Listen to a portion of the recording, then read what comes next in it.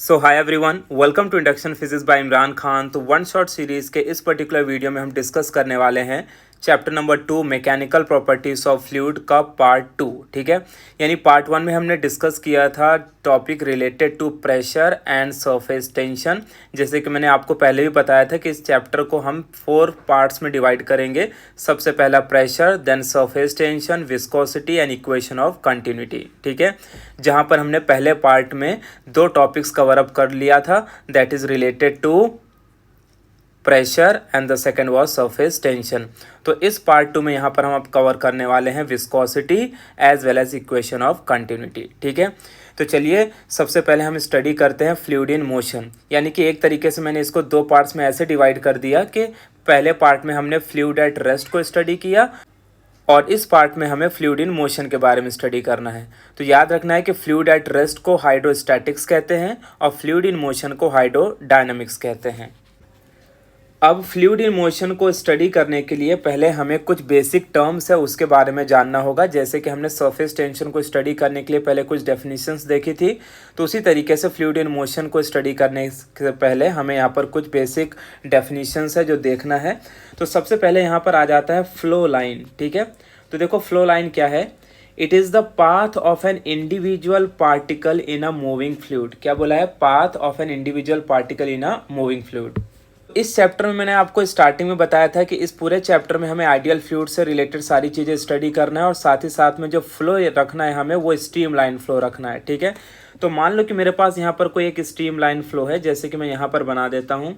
Late से मेरे पास ये कोई एक ट्यूब है जिस ट्यूब के थ्रू क्या फ्लो हो रहा है? फ्लूइड फ्लो कर रहा है। Let say that fluid is nothing but cold water. ठीक है, तो आप देखोगे कि यहाँ पर बहुत सारे पार्टिकल आपको दिखाई दे रहे हैं फ्लो करते हुए। ठीक है, तो अब मैं इधर इसको इस तरीके से बनाता हूँ और मान लो कि ये मेरे पास कोई पार्टिकल है, तो इस पार्टिकल का जो ये पाथवे है, जो रास्ता है ना, to move from one point to another point, इसको हम क्या कहते हैं? इसको हम कहते हैं फ्लो लाइन। ठीक है, so the path of an individual particle is called flow line. इसके बाद आप देख रहे हो नेक्स्ट डेफिनेशन है फ्लो ट्यूब। तो फ्लो ट्यूब क्या है? It is an imaginary bundle of flow line bound by an imaginary wall.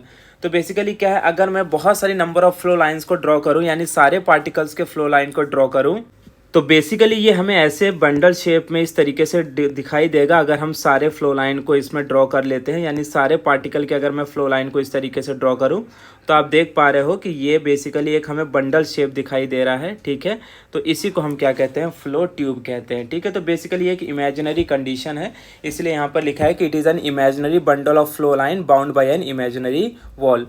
तो सबसे पहले हमने देखा फ्लो लाइन। तो याद रखना है फ्लो लाइन का मतलब क्या है? Path of an individual particle.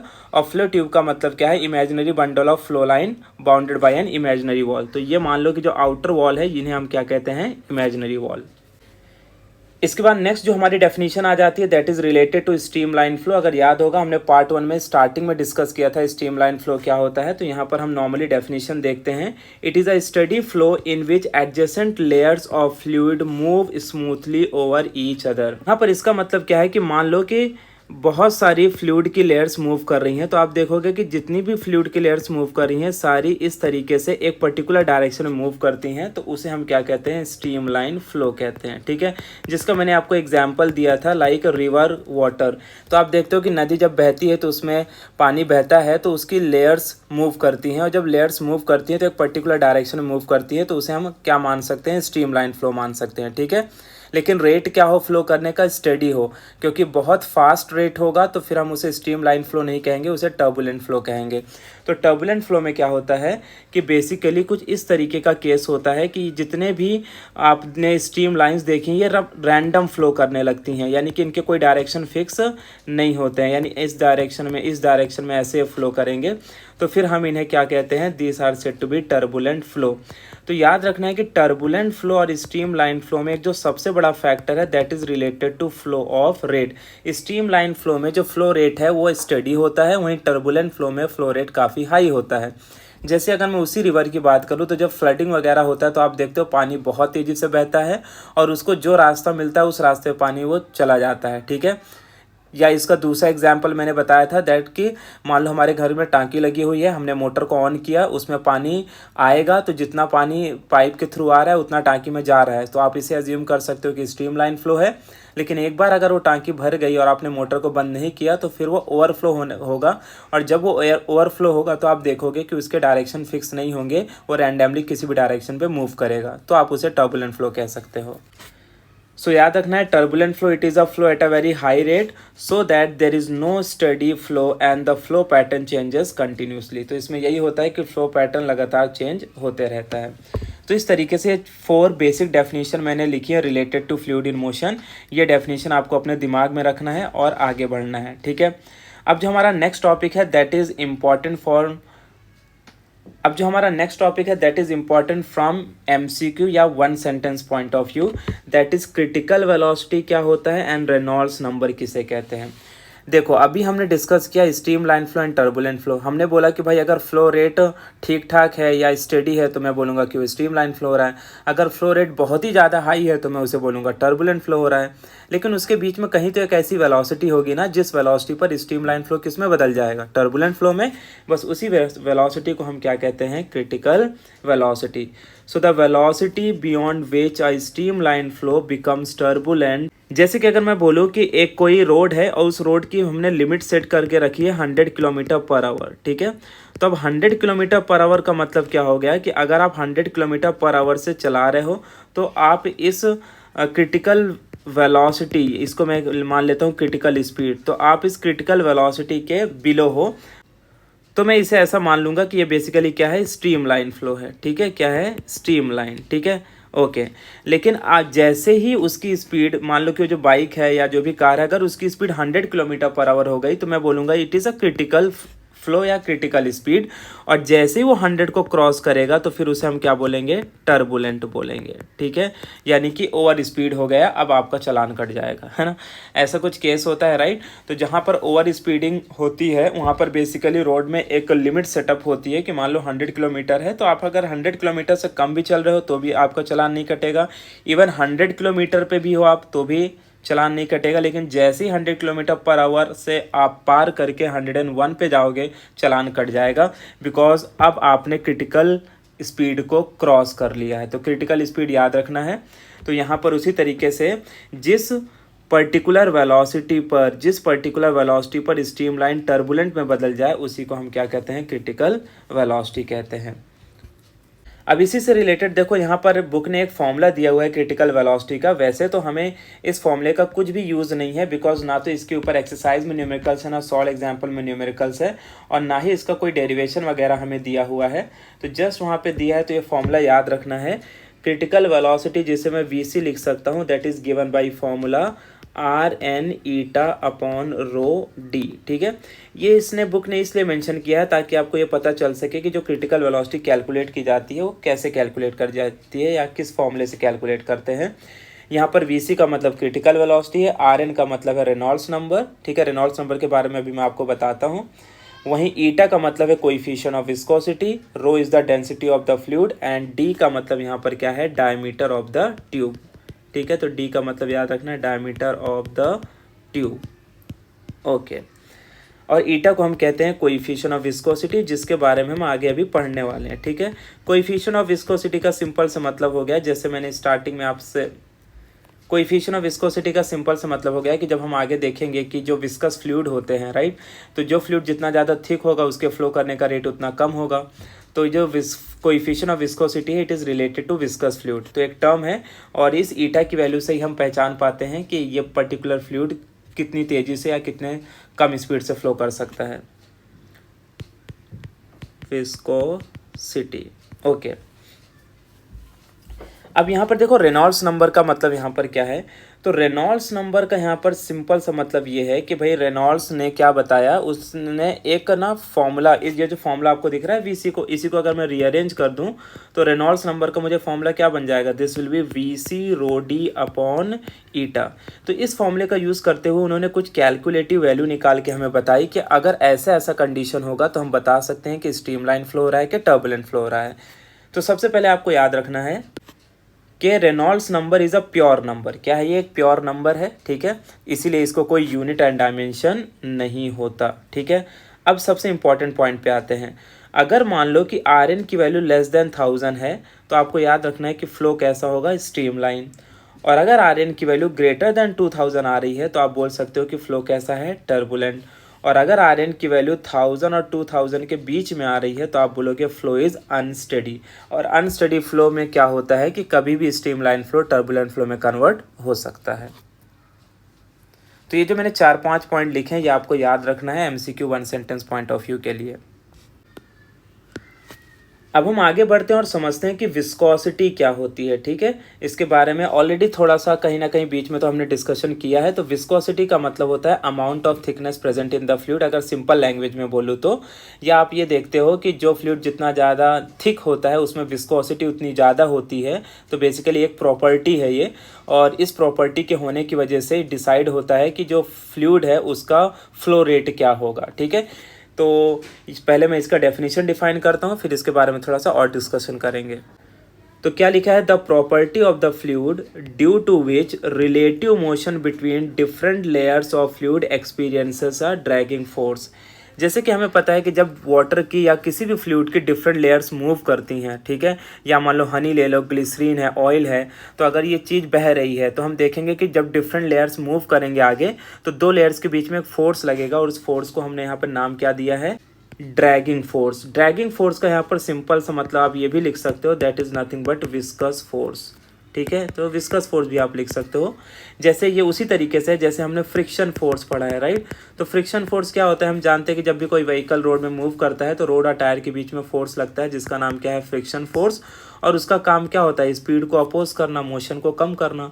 तो उसी तरीके से विस्कस फोर्स भी क्या करता है? जब भी फ्लूइड फ्लो करता है तो दो लेयर के बीच में फोर्स लगता है और उसकी स्पीड को कम कर देता है।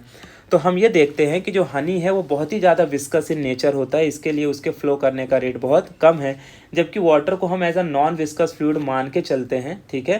तो क्योंकि मैं इसके लिए बोल रहा हूँ मान के चलते हैं बिकॉज लिक्विड हीलियम वो भी 2 केल्विन टेम्परेचर पर ही वो बिहेव करता है as a non viscous fluid, otherwise सारे विस्कस फ्लूइड ही हैं, बट वाटर को हम आइडियल फ्लूइड कंडीशन में रख के उसे नॉन विस्कस फ्लूइड मान लेते हैं।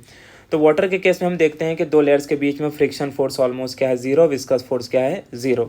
तो जो विस्कोसिटी और विस्कस फोर्स वाले टर्म है ये हमें सिर्फ किस में देखने को मिलेंगे? जिसमें विस्कस फोर्स एक्ट होगा, राइट। वहीं नेक्स्ट अब हम बात करेंगे रिलेटेड टू वेलोसिटी ग्रेडियंट। क्या है? Velocity gradient. तो ये एक बेसिक सा टर्म है जो हमें समझना है ताकि हम अगले आने वाले टॉपिक को समझ सकें। देखो यहाँ पर क्या दिया है? The rate of change of velocity with distance measured from a stationary layer is called velocity gradient. क्या बोला है? Rate of change of velocity with distance, ठीक है, measured from a stationary layer. जैसे कि अगर मैं आपको एक एग्जांपल दूं कि मान लो आपने एक ग्लास हनी लिया और उस एक ग्लास हनी को नीचे पोर किया, तो आप देखोगे कि टेबल पे जैसे ही पहली लेयर आएगी वो वहीं पर स्टिक हो जाएगी, ठीक है। दूसरी लेयर और स्प्रेड आउट होगी, तीसरी लेयर और स्प्रेड आउट होगी, ऐसे जितनी उसके ऊपर लेयर्स आती जाएंगी वो उतना ज़्यादा स्प्रेड आउट होती जाएगी और उनकी स्पीड बढ़ती जाएगी, राइट। तो देयरफॉर यहाँ पर हमें वेलोसिटी ग्रेडियंट का फॉर्मूला लिखना है। देखो ग्रेडियंट से रिलेटेड कोई भी फॉर्मूला या डेफिनेशन होती है वो लिखना बहुत आसान होता है, बिकॉज जिसका भी ग्रेडियंट हमें निकालना है सबसे पहले वो न्यूमरेटर में लिखना है, और ग्रेडियंट का मतलब होता है विथ रेस्पेक्ट टू लेंथ या विथ रेस्पेक्ट टू डिस्टेंस। तो यहाँ पर हम सिंपली लिखेंगे वेलोसिटी ग्रेडियंट। तो वेलोसिटी ग्रेडियंट को पूरा ऐसे ही लिखते हैं, velocity gradient is equal to D upon D X. मान लो कि अगर डिस्प्लेसमेंट स्मॉल है, ठीक है, या डिस्टेंस जो भी बोलना है, तो ये अगर स्मॉल है तो वेलोसिटी भी यहाँ पर क्या लेना है? स्मॉल, या इसे हम v अपॉन एक्स भी लिख सकते हैं। तो ये है वेलोसिटी ग्रेडियंट का फॉर्मूला। इसका सबसे पहले हम एसआई यूनिट निकाल लेते हैं और डायमेंशन। तो SI unit of D by D x यानी वेलोसिटी ग्रेडियंट इज़, अब आप जानते हो वेलोसिटी का यूनिट मीटर पर सेकेंड होता है, डिस्टेंस का यूनिट मीटर होता है, metre metre will get cancel, you will get the answer per second, या इसे आप हर्ट्ज भी कह सकते हो, डिनोटेड बाई एच जेड। वहीं अगर मैं डायमेंशन की बात करूँ तो डायमेंशन एकदम सिंपल है, that is L0 M0 T⁻⁻1। वहीं अब जो हमें नेक्स्ट टॉपिक स्टडी करना है that is related to coefficient of viscosity. ये एक इम्पॉर्टेंट क्वेश्चन है इस पर्टिकुलर विस्कोसिटी टॉपिक से, जो एग्जाम में कई बार पूछा जा चुका है। तो चलिए समझते हैं कि कोएफिशिएंट ऑफ विस्कोसिटी क्या होता है। तो जैसे कि मैंने बोला कोएफिशिएंट ऑफ विस्कोसिटी को हम ईटा से डिनोट करते हैं, ठीक है, इस सिंबल को हम ईटा कहते हैं। So according to Newton's law of viscosity for a streamline flow the viscous force acting is directly proportional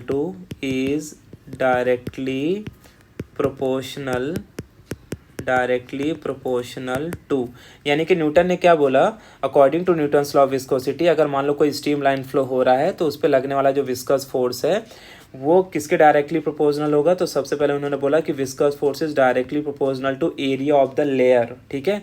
और सेकेंडली उन्होंने बोला कि जो विस्कस फोर्स है it is directly proportional to velocity gradient which is denoted by dv/dx।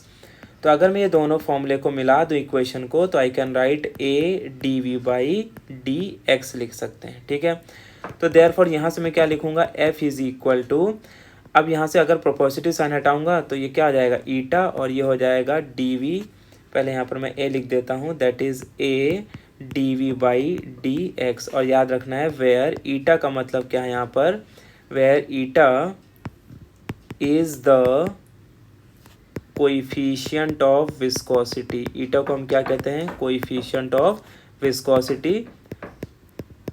और आप देखोगे कि हर एक फ्लूइड के लिए जो भी विस्कस फ्लूइड होगा उसमें ईटा की वैल्यू अलग अलग होगी।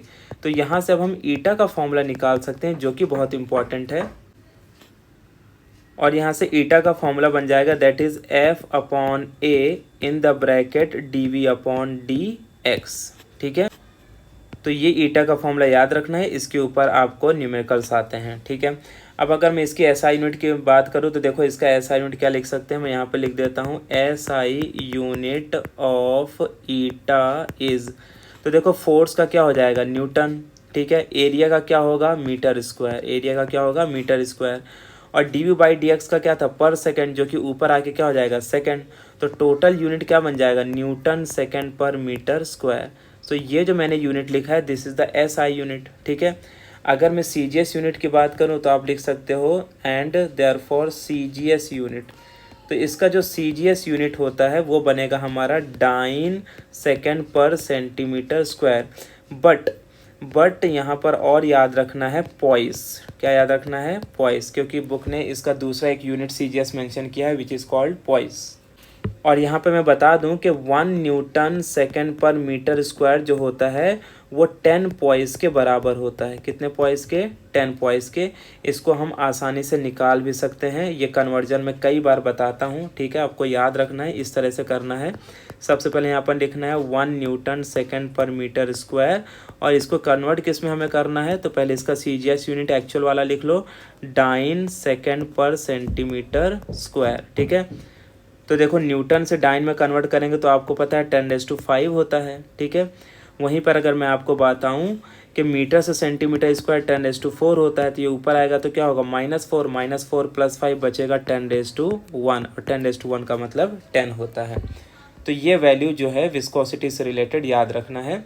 तो याद क्या रखोगे कि according to Newton's law of viscosity for a streamline flow viscous forces acting is directly proportional to, पहला क्या है, it is directly proportional to area of the layer, secondly it is directly proportional to velocity gradient, ठीक है। और एक बात तो ये भी है कि अगर बीच बीच में कोई बैकग्राउंड नॉइस आ जाए तो यार इग्नोर कर देना, ठीक है, बिकॉज बहुत डिफ़िकल्टी होती है, लेकिन क्या करूँ, वीडियो तो बनाना ही है, ठीक है, ताकि टाइम पर आपको ये सब वीडियोस मिल सके और आपका स्टडी हो सके। तो इसके लिए बीच में मैं कोशिश करता हूँ कि एडिट कर सकूँ, लेकिन अगर बीच में फिर भी अगर बैकग्राउंड में कोई ऐसा साउंड वगैरह आ जाए तो ज़्यादा हैरान मत होना। तो चलिए डिस्कस करते हैं अब हमारा next topic that is related to Stokes law, ठीक है। स्टोक्स लॉ, एक इसमें सबसे इंपॉर्टेंट बात पहले ही मैं बता देता हूँ कि जो स्टोक्स लॉ है it is only valid for a spherical shape object, ठीक है। तो स्टोक्स लॉ हमें क्या कहता है, देखो, according to Stokes law the viscous force acting on a small sphere falling through a viscous medium, क्या बोला है, falling through a viscous medium is directly proportional to the radius of the sphere, its velocity and coefficient of viscosity. इसको मैं आसानी से समझाता हूँ कि बेसिकली ये बोल क्या रहा है। इस कंटेनर में हमने भरा हुआ है विस्कस फ्लूइड, तो इसमें विस्कस फ्लूइड ऐसे भर देते हैं, ठीक है, ओके। और फिर यहाँ पर क्या करना है, लेट्स से कि मैंने क्या किया, यहाँ पर एक ऐसा मेटल बॉल रख दिया, ठीक है। तो जब मैं मेटल बॉल रखूँगा तो आप देखोगे ये मेटल बॉल किधर जाएगा, नीचे की तरफ जाएगा v वेलोसिटी से, ठीक है। और मान लेते हैं, ध्यान से सुनो, तो स्टोक्स लॉ ने हमें क्या बोला कि अगर हमारे पास कोई एक स्मॉल स्फीयर है, ठीक है, और इस स्मॉल स्फीयर को अगर हम विस्कस मीडियम में रखें, जो कि आपने देखा कि ये बेसिकली क्या है हमारे पास विस्कस मीडियम। तो जब हम इसमें विस्कस मीडियम में इसे रखेंगे और ये नीचे की तरफ मूव करेगा तो इस पर क्या लगेगा, विस्कस फोर्स लगेगा, जो कहाँ की लगेगा, ऊपर के डायरेक्शन में लगेगा, विस्कस फोर्स Fv, ठीक है। बिकॉज विस्कस फोर्स का काम ही है ना मोशन को अपोज करना। अब जैसे मैं एक एग्जांपल आपको दे दूं कि एक ग्लास वाटर है, एक ग्लास हनी है, दोनों में मेटल बॉल को आप डालो तो आप देखोगे पानी में तुरंत नीचे आ जाएगा, लेकिन हनी में आने में टाइम लगेगा, बिकॉज हनी ज़्यादा विस्कस है तो वो ज़्यादा विस्कस फोर्स लगाएगी, यानी ज़्यादा स्पीड को अपोज करेगी, ठीक है। तो जो विस्कस फोर्स इस पर लगेगा वो 3 फैक्टर के ऊपर डिपेंड करेगा। सबसे पहले यहाँ पर दिया रेडियस ऑफ द स्फीयर, कि स्फीयर का रेडियस कितना है। अब जैसे मैं एग्जांपल आपको बोलूँ कि एक छोटा सा बॉल है और एक ये बड़ा सा बॉल है, ठीक है, दोनों का मास एक ही है। लेट से इसका भी मास 1 kg है और इसका भी मास 1 kg है, लेकिन आप देखोगे कि इसका रेडियस स्मॉल आ रहा है और इसका मान लो रेडियस डबल है। तो आप देखोगे कि विस्कस फोर्स किस में ज़्यादा लगेगा, तो विस्कस फोर्स छोटे वाले में कम लगेगा और बड़े वाले में विस्कस फोर्स ज़्यादा लगेगा, है कि नहीं। तो जल्दी कौन नीचे आएगा, जल्दी आ जाएगा छोटा वाला बॉल। तो यानी यहाँ पर स्टोक्स लॉ से हमें ये पता चलता है कि जो भी विस्कस फोर्स मेटल बॉल पे लगेगा it is directly proportional to radius of the spherical object. Secondly इसने बोला है कि इट्स वेलोसिटी, यानी जिस वेलोसिटी से नीचे की तरफ मूव कर रहा है, जैसे ये वी वेलोसिटी मैंने दिया है, तो जब ये वी वेलोसिटी से नीचे की तरफ मूव करेगा तो इस पर विस्कस फोर्स लगेगा। अब आप देखोगे कि जितनी तेज़ी से बॉल नीचे मूव करने की कोशिश करेगा इस पर लगने वाला विस्कस फोर्स उतना ज़्यादा होगा। इसका एक एग्जाम्पल दे के आपको मैं बताता हूँ। जैसे मान लो कि आपके पास एक टब है या बाल्टी है, उसमें पानी भरा हुआ है और आपने क्या किया, एकदम आसान तरीके से हाथ को अगर आप नीचे लेके जाओगे स्लो मोशन में तो आपका आसानी से हाथ नीचे चला जाएगा और आपको विस्कस अपथ्रस्ट फोर्स फील नहीं होगा। लेकिन आप सोचो कि नहीं मैं एकदम उसमें हाथ ज़ोर से मारूंगा और मेरा हाथ एकदम उसमें नीचे चला जाएगा, तो ऐसा नहीं होगा। आप देखोगे जितना तेज़ी से आप उसमें ज़ोर से हाथ मारोगे आपके ऊपर भी उतना ही ज़्यादा क्या लगेगा, अपथ्रस्ट फोर्स लगेगा। तो वही अपथ्रस्ट फोर्स को यहाँ पर आप मान लो विस्कस फोर्स, ठीक है। तो सेकेंडली इसने बोला है कि जो विस्कस फोर्स है it is directly proportional to velocity. और थर्ड बोला है कि जो भी विस्कस फोर्स लगेगा it is directly proportional to coefficient of viscosity denoted by eta, यानी कि जो फ्लूइड जितना ज़्यादा थिक होगा वो उतना ज़्यादा विस्कस फोर्स लगाएगा। तो अब सिंपली मैं यहाँ पर अगर इसको कंबाइन करूँ तो मैं लिख सकता हूँ कि Fv is directly proportional to eta Rv, ठीक है। तो देयरफॉर यहाँ से मुझे फॉर्मूला क्या मिलेगा, Fv मतलब विस्कस फोर्स, ठीक है, ये हो जाएगा 6 पाई ईटा Rv। तो जब मैं प्रोपोर्शनलिटी साइन हटाऊंगा तो 6 pi will become the constant value. तो ये फॉर्मूला याद रखना है। आइदर एग्जाम में स्टेटमेंट पूछते हैं या तो डायरेक्टली इस फॉर्मूले के ऊपर न्यूमेरिकल आता है, ठीक है। अब इसके बाद जो हमारा नेक्स्ट टॉपिक आ जाता है that is related to terminal velocity. तो चलिए इस वीडियो में हम समझते हैं कि टर्मिनल वेलोसिटी क्या होती है। टर्मिनल वेलोसिटी का साथ में हम यहाँ पर फॉर्मूला भी डिराइव करने वाले हैं, जहाँ पर हमें इसका इक्वेशन मिलता है v is equal to 2/9 r square g in the bracket rho minus sigma upon eta. तो इस फॉर्मूले को हमें डिराइव तो करना है, लेकिन उससे पहले हम समझेंगे कि टर्मिनल वेलोसिटी होती क्या है। देखो वर्ड जो टर्मिनल है ना, तो टर्मिनल का मतलब होता है कि वो पोजीशन जहाँ पर कोई चीज़ क्या हो, टर्मिनेट हो। जैसे हम रेलवे स्टेशन के नाम सुनते हैं, कुछ रेलवे स्टेशन के नाम जंक्शन होते हैं और कुछ रेलवे स्टेशन के नाम टर्मिनस होते हैं। तो टर्मिनस का मतलब होता है कि जहाँ पर कोई चीज़ का एंड हो जाए या जहाँ से कोई चीज़ शुरू हो, है ना। जैसे कि हमारे कुछ स्टेशन के नाम हैं जो टर्मिनस के नाम पर दिए गए हैं, तो वहाँ पर फाइनली ट्रेन जाके रुक जाती है या तो वहाँ से ट्रेन शुरू होती है। उसी तरीके से अगर हम जंक्शन देखें तो जंक्शन उस पॉइंट को कहा जाता है जहाँ पर बहुत सारे आने के रास्ते हों और जहाँ पर बहुत सारे जाने के रास्ते हों। तो यहाँ पर इस टर्मिनल वेलोसिटी का क्या मतलब है, चलो वो समझते हैं। तो जैसे कि आप देख पा रहे हो कि मैंने यहाँ पर एक डायग्राम बनाया हुआ है और ये डायग्राम में बेसिकली जो फ्लूइड हमने भरा हुआ है इसे हम कहते हैं विस्कस फ्लूइड। ये जो विस्कस फ्लूइड है ये कुछ भी हो सकता है। लेट मान लेते हैं ये ग्लिसरीन है या तो हनी है, ठीक है। तो इस विस्कस फ्लूइड में जब मैं किसी मेटल स्फीयर बॉल को डालूंगा तो इससे होगा क्या कि ये जो मेटल स्फीयर बॉल है ये बहुत कांस्टेंट वेलोसिटी के साथ नीचे की तरफ मूव करेगा। यानी जब ये नीचे की तरफ मूव करेगा तो इसकी जो वेलोसिटी होगी वो क्या होगी, कांस्टेंट होगी। तो उसी कांस्टेंट वेलोसिटी का हमें यहाँ पर फॉर्मूला डिराइव करना है and that constant velocity is nothing but terminal velocity. तो सबसे पहले यहाँ पर हमने लिखा है टर्मिनल वेलोसिटी का डेफिनेशन, क्योंकि एग्जाम में इससे रिलेटेड जो क्वेश्चन आता है वहाँ पर ये पूछते हैं कि what is terminal velocity, derive an expression for the terminal velocity. तो सबसे पहले आपको यहाँ पर बताना है the net constant downward velocity क्या है, the net constant downward velocity with which a spherical object moves in the downward direction, है ना। ये तो हमें पता है कि वो जो स्फेरिकल ऑब्जेक्ट है वो कहाँ मूव करेगा, डाउनवर्ड डायरेक्शन मूव करेगा। तो जब वो डाउनवर्ड डायरेक्शन में मूव करेगा तो उसकी जो स्पीड होगी वो कांस्टेंट होगी, और उसी कांस्टेंट वेलोसिटी को हम क्या कहते हैं, टर्मिनल वेलोसिटी। ठीक है, तो आपको ये टर्मिनल वेलोसिटी का डेफिनेशन याद रखना है। इन शॉर्ट आप ये भी बोल सकते हो the net constant downward velocity is called terminal velocity. अब हमें यहाँ पर टर्मिनल वेलोसिटी का फॉर्मूला डिराइव करना है, तो इसके लिए हमें डायग्राम के साथ साथ हम कुछ कंसिडरेशन पॉइंट्स को भी काउंट में करेंगे। तो जैसे आप यहाँ पर देख पा रहे हो, सबसे पहले हमें क्या करना है, we have to consider a spherical object which is falling through a viscous fluid. जैसे कि मैंने बोला कि यहाँ पर जो हमने फ्लूइड लिया है वो कैसा फ्लूइड है, विस्कस फ्लूइड। तो मान लेते हैं इस विस्कस फ्लूइड में हमारा जो मेटल स्फेरिकल बॉल है या ऑब्जेक्ट है ये नीचे की तरफ मूव कर रहा है। तो मान लेता हूँ कि ये जो बॉल है इसका जो रेडियस है, इसका रेडियस क्या है r, और इसका मास क्या है m, एंड इसकी डेंसिटी क्या है रो। सो देयरफॉर मैं मान लेता हूँ कि इसका जो मास है वो क्या है, स्मॉल m, ठीक है। इसकी जो डेंसिटी है उसे हम क्या बोलेंगे, रो, ठीक है। और इसका जो रेडियस है इसे हम क्या बोलेंगे, radius is nothing but r। तो इस तरीके से हमने देख लिया कि जो हमारा मेटल का स्फेरिकल बॉल है इसका मास स्मॉल m है, इसकी डेंसिटी रो है, और इसका रेडियस क्या है, r। अब अगर आप आगे देखोगे तो वहाँ पर हमने लिखा है let sigma be the density of the fluid and eta be the coefficient of viscosity. तो यहाँ पर देखो ये जो हमने फ्लूइड लिया है इस फ्लूइड की जो डेंसिटी है वो क्या है, सिग्मा, राइट। और ये जो हमने फ्लूइड लिया है तो हमने शुरू में बोला है कि ये फ्लूइड कौन सा है, विस्कस फ्लूइड। तो अगर ये विस्कस फ्लूइड है तो इसका कोएफिशिएंट ऑफ विस्कोसिटी होगा, और उस कोएफिशिएंट ऑफ विस्कोसिटी को हम डिनोट करते हैं ईटा से, ठीक है। तो यहाँ तक मुझे लगता है कि आपको बात क्लियर हो चुकी होगी। अब यहाँ पर हमें क्या करना है, ध्यान से देखो, जब ये स्फेरिकल ऑब्जेक्ट नीचे की तरफ मूव करेगा, जब ये स्फेरिकल ऑब्जेक्ट नीचे की तरफ मूव करेगा तो डेफिनेट सी बात है इसका जो वेट होगा वो किधर एक्ट होगा, weight will always act in the downward direction. तो वेट mg को ही हम यहाँ पर क्या कर रहे हैं, फोर्स ड्यू टू ग्रेविटेशन। उसी तरीके से यहाँ पर सिंस हमने जो फ्लूइड लिया है वो एक विस्कस फ्लूइड है, तो विस्कस फ्लूइड होने की वजह से ये फ्लूइड इस मेटल बॉल पर एक ऊपर की तरफ फोर्स लगाएगा। उस फोर्स को हम क्या कहते हैं, विस्कस फोर्स, जो कि बेसिकली हमने स्टोक्स लॉ में पढ़ा हुआ है। The viscous force acting on a small sphere और any sphere is equal to 6 pi eta RV। और अब यहाँ पर एक और फोर्स जो आप देख पा रहे हो that is upthrust force. Upthrust force का दूसरा नाम है बुओयंट फोर्स, कि बेसिकली कोई भी जो फ्लूइड होता है वो ऊपर के डायरेक्शन में एक फोर्स लगाता है, उसी फोर्स को हम क्या कहते हैं, अपथ्रस्ट फोर्स।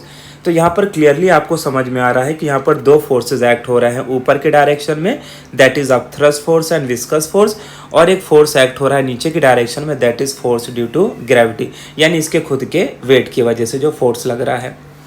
तो अब हम यहाँ पर बोल सकते हैं कि अगर हमें यहाँ पर टर्मिनल वेलोसिटी यानी नेट कांस्टेंट वेलोसिटी चाहिए है तो हमें ये बताना पड़ेगा कि net downward force is equal to net upward force. तो therefore for terminal velocity we can write total downward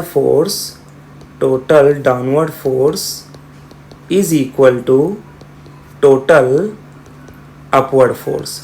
total downward force is equal to total upward force, ठीक है। अब देखो डाउनवर्ड फोर्स क्या है, जैसे कि मैंने बोला डाउनवर्ड फोर्स क्या है, force due to gravity Fg। अच्छा, अपवर्ड फोर्स में यहाँ पर देखो दो फोर्सेज है, कौन कौन से फोर्सेज है, Fu एंड Fv। तो मैं यहाँ पर लिख लेता हूँ Fv प्लस Fu, यानी viscous force and upthrust force. अब यहाँ पर ध्यान से देखना, ये वाला जो स्टेप है ना, ये जो मैं लिखने जा रहा हूँ ये बुक में स्टेप गिवन नहीं है, उन्होंने डायरेक्ट स्टेप से सॉल्व किया है, लेकिन फिर भी यहाँ पे मैं आपको बता देता हूँ। Fg का मतलब हो गया फोर्स ड्यू टू ग्रेविटी, यानी it is equal to weight mg, तो यहाँ पर हम इसे mg लिख लेते हैं। अच्छा, Fv का मतलब है विस्कस फोर्स, जो कि आपको पता है it is equal to 6 pi eta RV होता है, ठीक है। उसके बाद जो अपथ्रस्ट फोर्स होता है वो कितना होगा, upthrust force is also equal to mg। तो मैं इसे mg डैश लिख लेता हूँ, क्योंकि अगर mg लिख दूंगा तो कैंसिल आउट हो जाएंगे ये, और हमें यहाँ पर कैंसिल नहीं करना है। वो क्यों नहीं करना है हम आगे देखते हैं। ओके, तो अब इतना लिखने के बाद अब ध्यान से आपको देखना है, एज हमें एक चीज़ पता है कि जो डेंसिटी का फॉर्मूला होता है वो क्या होता है, density is nothing but mass upon volume, right. तो यहाँ से अगर मैं आपसे पूछूं कि मास का फॉर्मूला क्या होगा, तो आप बोलोगे volume into density, right, volume into density. So therefore अब हमें यह पता है कि जो हमने ऑब्जेक्ट लिया है वो क्या है, कि स्फेरिकल शेप है।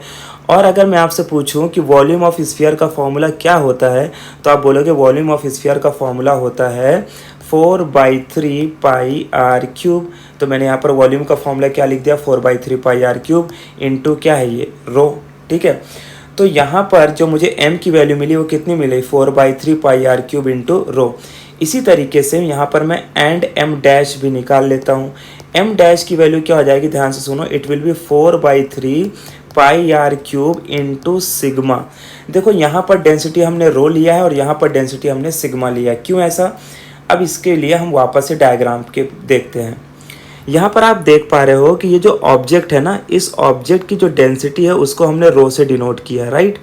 लेकिन वहीं पर ये जो हमने फ्लूइड लिया है इसकी डेंसिटी को हमने सिग्मा से डिनोट किया है। तो ये जो फ्लूइड है इसके ऊपर जो फोर्स लगाएगा आप, थ्रस्ट फोर्स, वो कितने पार्ट में लगाएगा, जितना इसका वॉल्यूम होगा, राइट। सो देयरफॉर मैं यहाँ पे क्या लिख सकता हूँ, अब देखो mg की जगह पर क्या लिख सकता हूँ, 4/3 पाई आर क्यूब, और इसकी डेंसिटी क्या हो जाएगी, रो, ठीक है, इंटू क्या लिख देंगे, g इज इक्वल टू, यहाँ पर 6 पाई ईटा आर वी को ऐसे लिखेंगे तो ये हो जाएगा 6 pi eta R V plus, उसके बाद देखो mg डैश, तो mg डैश की जगह पर m की जगह पर क्या लिखोगे, 4/3 पाई आर क्यूब, ये हो जाएगा सिग्मा इंटू जी। तो इस तरीके से हमने इनकी वैल्यू को पुटअप कर दिया, ठीक है। अब इसके बाद देखो हमें क्या करना है, अब आपको इसमें खाली बस एक ही बात याद रखना है कि किसी तरीके से हमें v को फाइंड करना है। तो सबसे पहले मैं इसे कुछ ना करते हुए और करके ये वाला जो टर्म है इसको इधर की तरफ लिख लेता हूँ और ये वाला टर्म हमारा उधर की तरफ चला जाएगा। So therefore I can right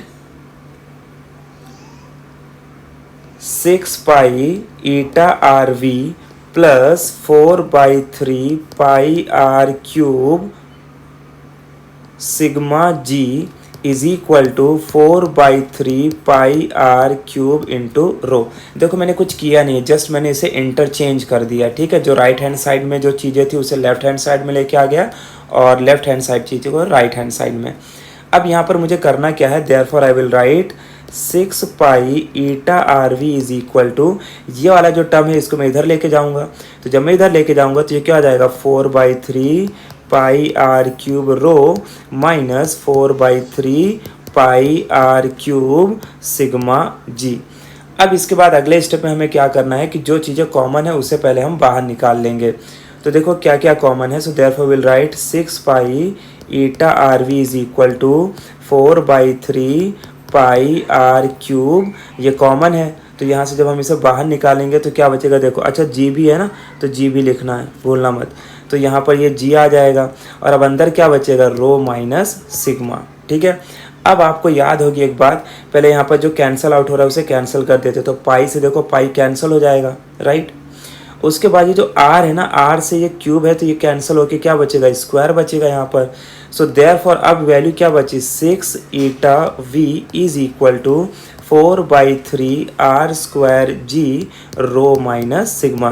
तो हम बहुत नज़दीक आ रहे हैं जो हमें इक्वेशन डिराइव करना है।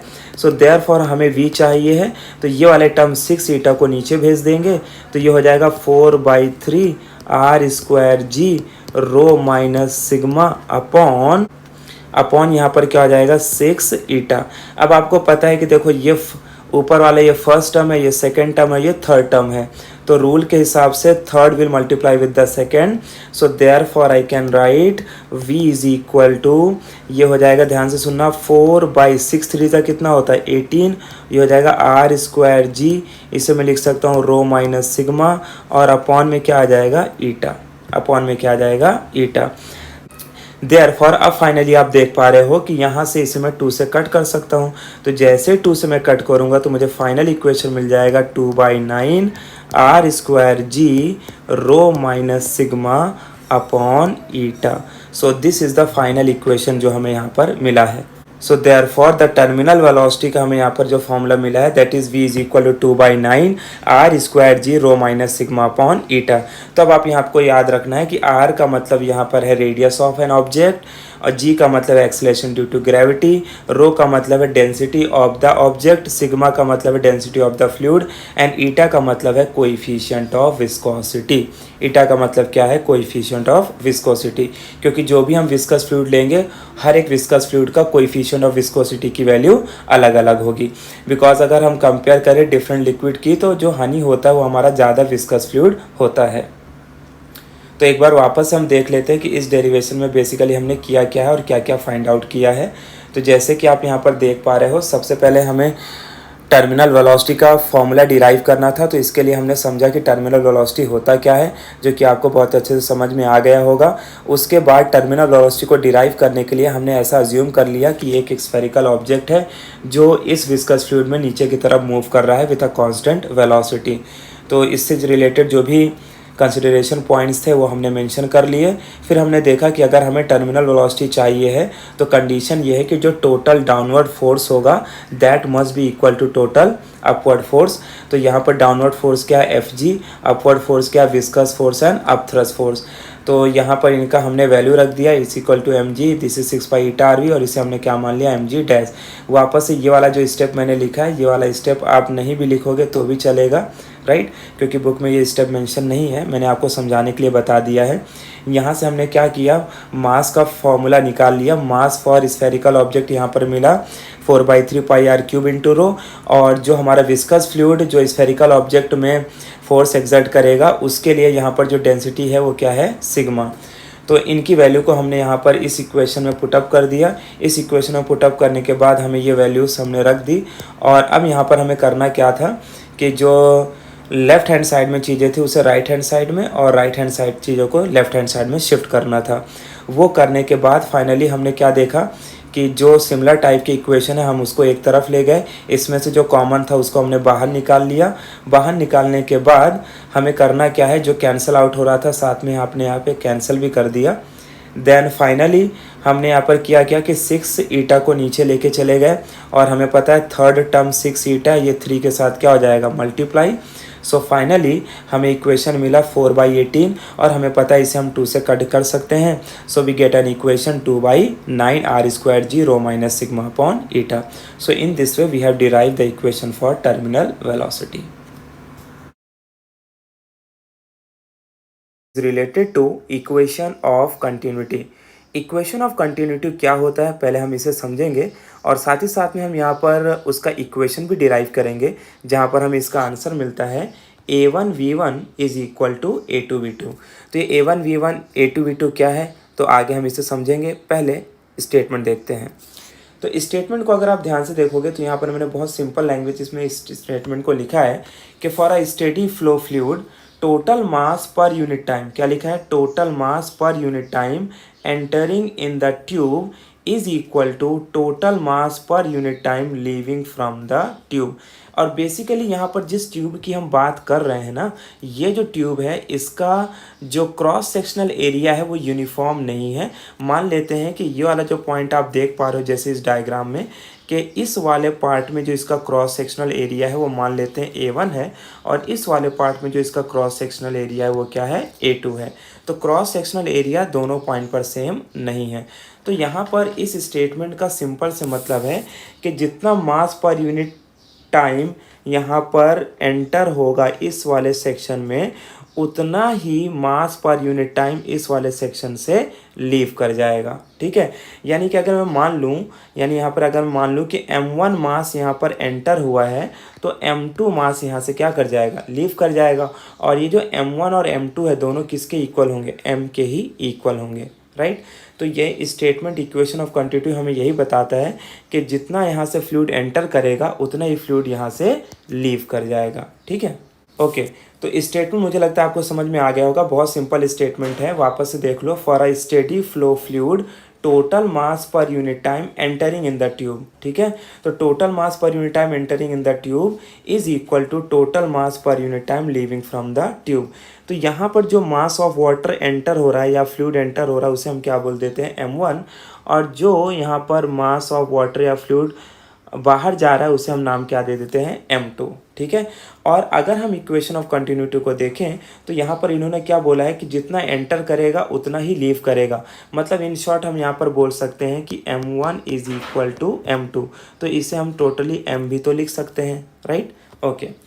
अब यहाँ पर सबसे पहले इस स्टेटमेंट का हम इक्वेशन लिख लेते हैं। So therefore according to this equation we can write that m1 by delta T, क्योंकि देखो जितना टाइम यहाँ से यहाँ तक जाने में लग रहा है, जितना टाइम इसको P से P डैश यानी Q से Q डैश में जाने लग रहा है वो कितना है, this time is nothing but delta T. तो टाइम यहाँ पर क्या है, सेम है। तो उतना ही टाइम इसको यहाँ पर भी लगेगा जो कि क्या होगा, डेल्टा टी, ठीक है। तो टाइम क्या है, सेम है। तो therefore mass per unit time entering is equal to mass per unit time leaving from the tube. तो ये हमें यहाँ पर इक्वेशन मिल गया that m1 by delta T is equal to m2 by delta T. इसे हम नाम दे देते हैं इक्वेशन नंबर 1।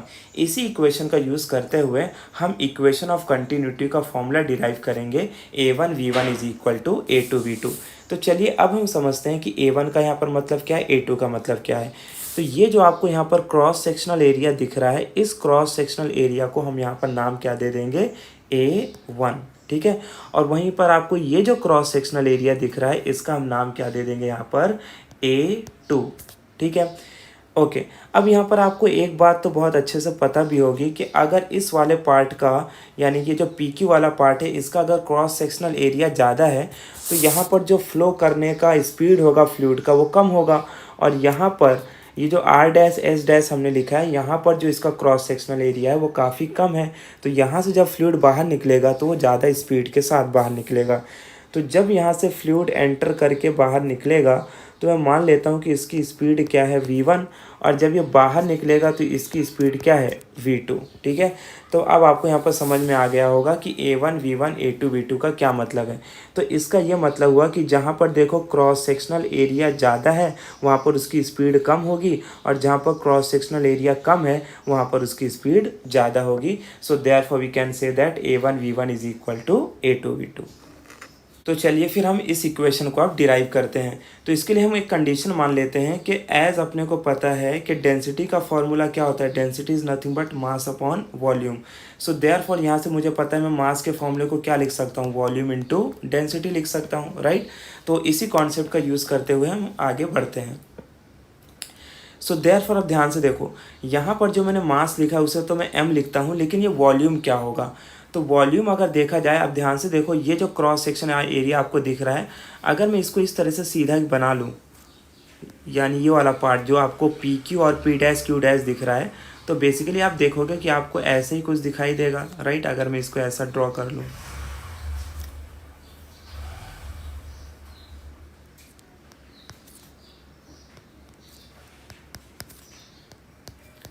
ठीक है। तो अगर आपको इस तरीके से दिखाई दे रहा है तो बेसिकली ये कैसा शेप दिखाई दे रहा है, सिलिंड्रिकल शेप दिखाई दे रहा है ना। तो अगर ये सिलिंड्रिकल शेप दिखाई दे रहा है तो ये बेसिकली क्या हो जाएगा, इसका क्रॉस सेक्शनल एरिया A हो जाएगा। और ये जो है बेसिकली इसे हम यहाँ पर क्या बोल देंगे, हाइट h बोल दो या तो हाइट x बोल दो आप, ठीक है। फिलहाल हम यहाँ पर हाइट क्या बोल रहे हैं, x। तो अगर इसका मैं वॉल्यूम आपसे बोलूँ तो आप इसका वॉल्यूम क्या बोलोगे, आप बोलोगे इसका जो वॉल्यूम होगा that will be, normal volume का फॉर्मूला होता है एरिया इंटू हाइट, लेकिन यहाँ पर हमने हाइट को x माना है तो इसे मैं लिख देता हूँ a इंटू एक्स, और इंटू क्या हो जाएगा, रो, ठीक है। अब इसके बाद इंपॉर्टेंट बात आपको याद रखना है कि ये जो हमने x लिखा है, this x is nothing but the displacement, right. जैसे आप यहाँ पर अगर मैं ड्रॉ करूँ तो ये जो x है, तो ये x क्या है, डिस्प्लेसमेंट ही तो है ना। इसे मैं मान लेता हूँ यहाँ पर x1 डिस्प्लेसमेंट है, और यहाँ पर जो टोटल डिस्प्लेसमेंट है दैट इज x2, ठीक है। तो ये जो डिस्प्लेसमेंट x है, तो मुझे पता है कि वेलोसिटी का फॉर्मूला क्या होता है, डिस्प्लेसमेंट अपॉन टाइम। तो मुझे बताओ डिस्प्लेसमेंट का फॉर्मूला क्या आ जाएगा, वेलोसिटी इनटू टाइम। तो क्या मैं x की जगह पर v इंटू टी लिख सकता हूँ, यस डेफिनेटली लिख सकता हूँ। So therefore I will write m is equal to a, और x की जगह पर क्या आएगा, v into T into rho, right. लेकिन यहाँ पर जो मास एंटर कर रहा है वो कितना है, m1। So therefore I will write m1 is equal to, तो जब मास m1 एंटर कर रहा है तो वहाँ पर क्रॉस सेक्शनल एरिया क्या है, a1। कितनी स्पीड से एंटर कर रहा है, v1। अच्छा टाइम कितना लग रहा है, तो यहाँ पर टाइम बहुत स्मॉल है विच इज़ डेल्टा t, और इनटू क्या हो जाएगा, रो। इसी तरीके से हम m2 को भी निकाल लेते हैं। m2 हमारा क्या हो जाएगा, a2, राइट। देखो जो मास m2 है वहाँ पर क्रॉस सेक्शनल एरिया है a2 और वहाँ पर स्पीड है v2, तो यहाँ पर इसका एरिया हो जाएगा a2, स्पीड हो जाएगा v2, टाइम इंटरवल दोनों के लिए सेम है दैट इज़ डेल्टा t, और डेंसिटी भी सेम रहेगी बिकॉज सेम फ्लूइड ही तो एंटर कर रहा है और सेम फ्लूइड ही लीव कर रहा है, ठीक है। अब इसके बाद देखो हमें m1 m2 की वैल्यू मिल गई। अब हम क्या बोलेंगे, putting value of, therefore putting value of m1 and m2 in equation 1। तो इक्वेशन 1 में हम m1 m2 की वैल्यू पुटअप करते हैं। तो देखो इक्वेशन 1 क्या है, m1 बाई डेल्टा टी।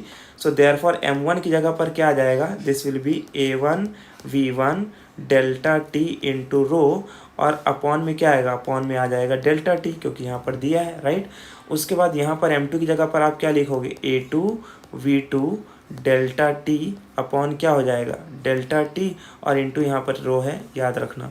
अब यहाँ से देखो डेल्टा टी से delta T cancel, delta T से डेल्टा टी कैंसिल, तो देयरफॉर हमें इक्वेशन क्या मिला, therefore we can write a1 v1 into rho is equal to a2 v2 into rho. अब रो मतलब क्या, डेंसिटी, और डेंसिटी से डेंसिटी यहाँ पर क्या हो जाएगा, कैंसर, बिकॉज डेंसिटी तो चेंज नहीं होने वाली है। सो देयरफॉर फाइनली हमें इक्वेशन क्या मिल गया, a1 v1 is equal to a2 v2, और इसी को हम क्या कहते हैं, इक्वेशन ऑफ कंटिन्यूटी कहते हैं, ठीक है।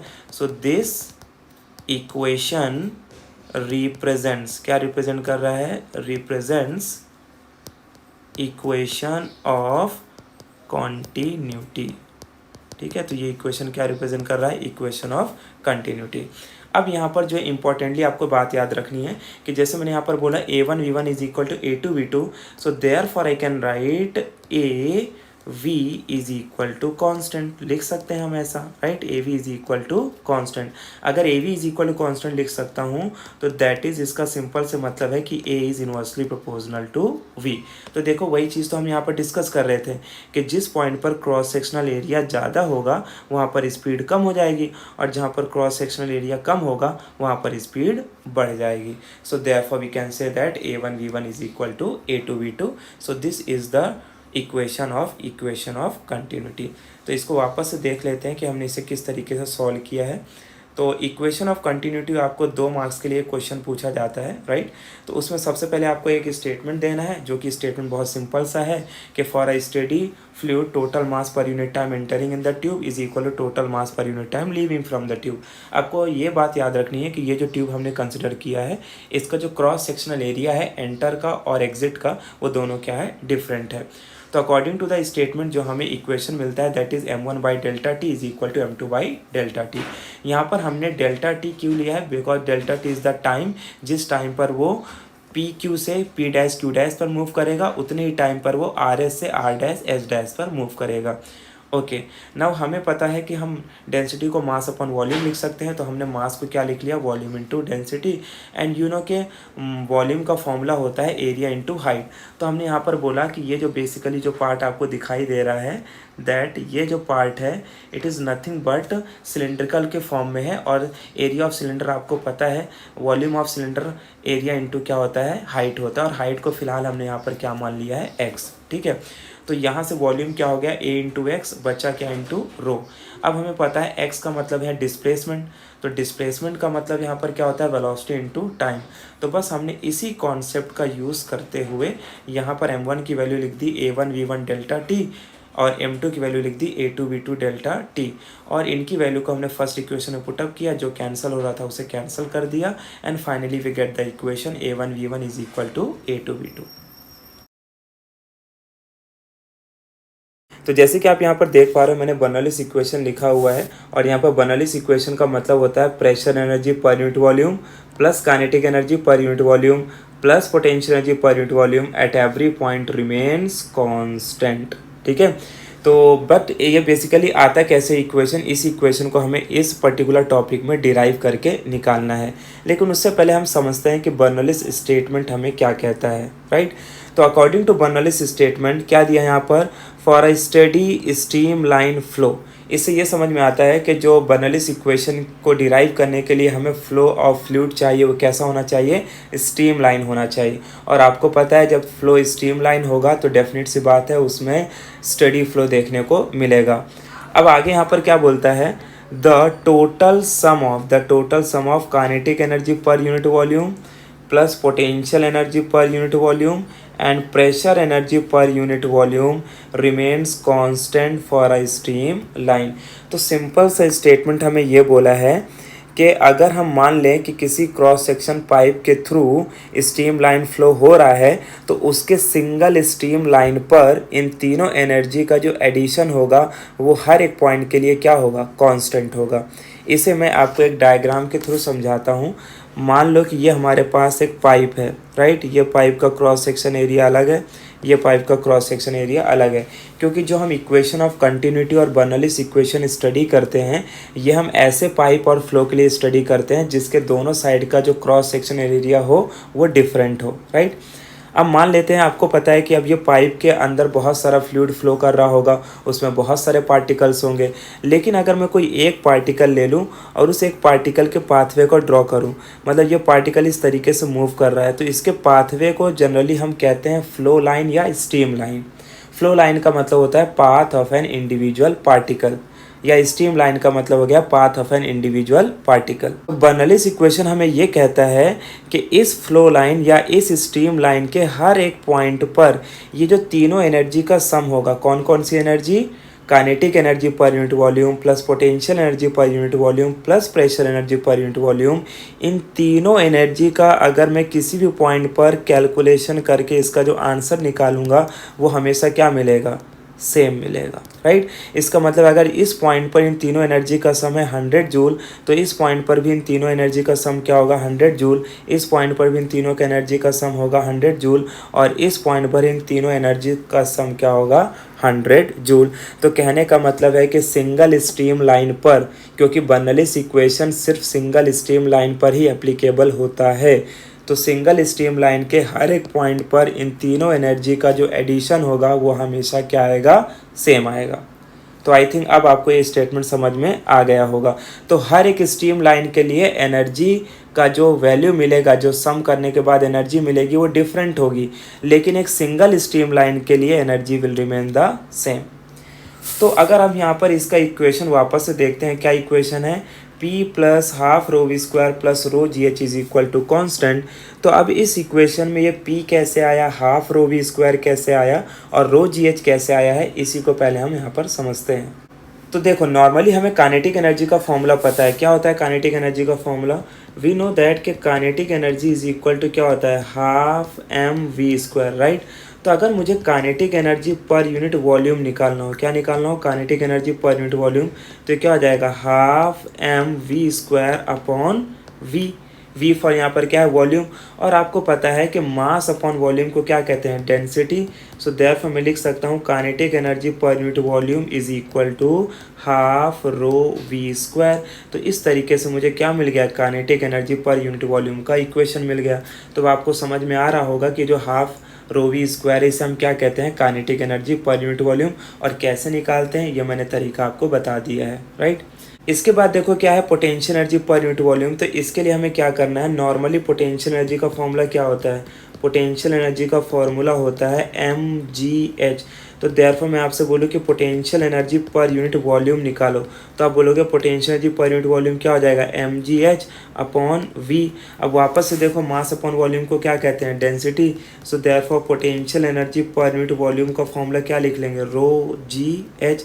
तो ये हमें क्या मिल गया, ये हमें मिल गया potential energy per unit volume का इक्वेशन। तब देखो आपको ये भी बात क्लियर हो गई, राइट। अब बचता है पीपी को हम क्या कह रहे हैं, pressure energy per unit volume. तो ये कैसे आता है, तो एंड मैं यहाँ पर लिखता हूँ एंड पी को हम बोलते हैं प्रेशर एनर्जी। तो प्रेशर एनर्जी का फॉर्मूला होता है पी इंटू वी।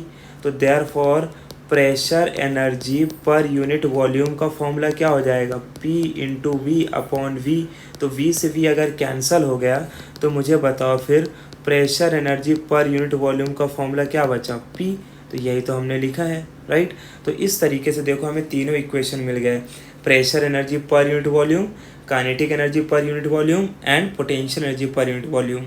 तो यही हमारा बर्नौलीज का स्टेटमेंट हमें कहता है कि सिंगल स्ट्रीम लाइन फ्लो के हर एक पॉइंट पर इन तीनों एनर्जी का जो एडिशन होगा वो हमेशा क्या आएगा, सेम आएगा, ठीक है। अब ये वाला जो पॉइंट मैंने आपको यहाँ पर लिखा के दिया है ना, ये वाला जो पूरा पॉइंट है, इस पॉइंट को आपको डेरिवेशन के साथ मेंशन नहीं करना है, ठीक है।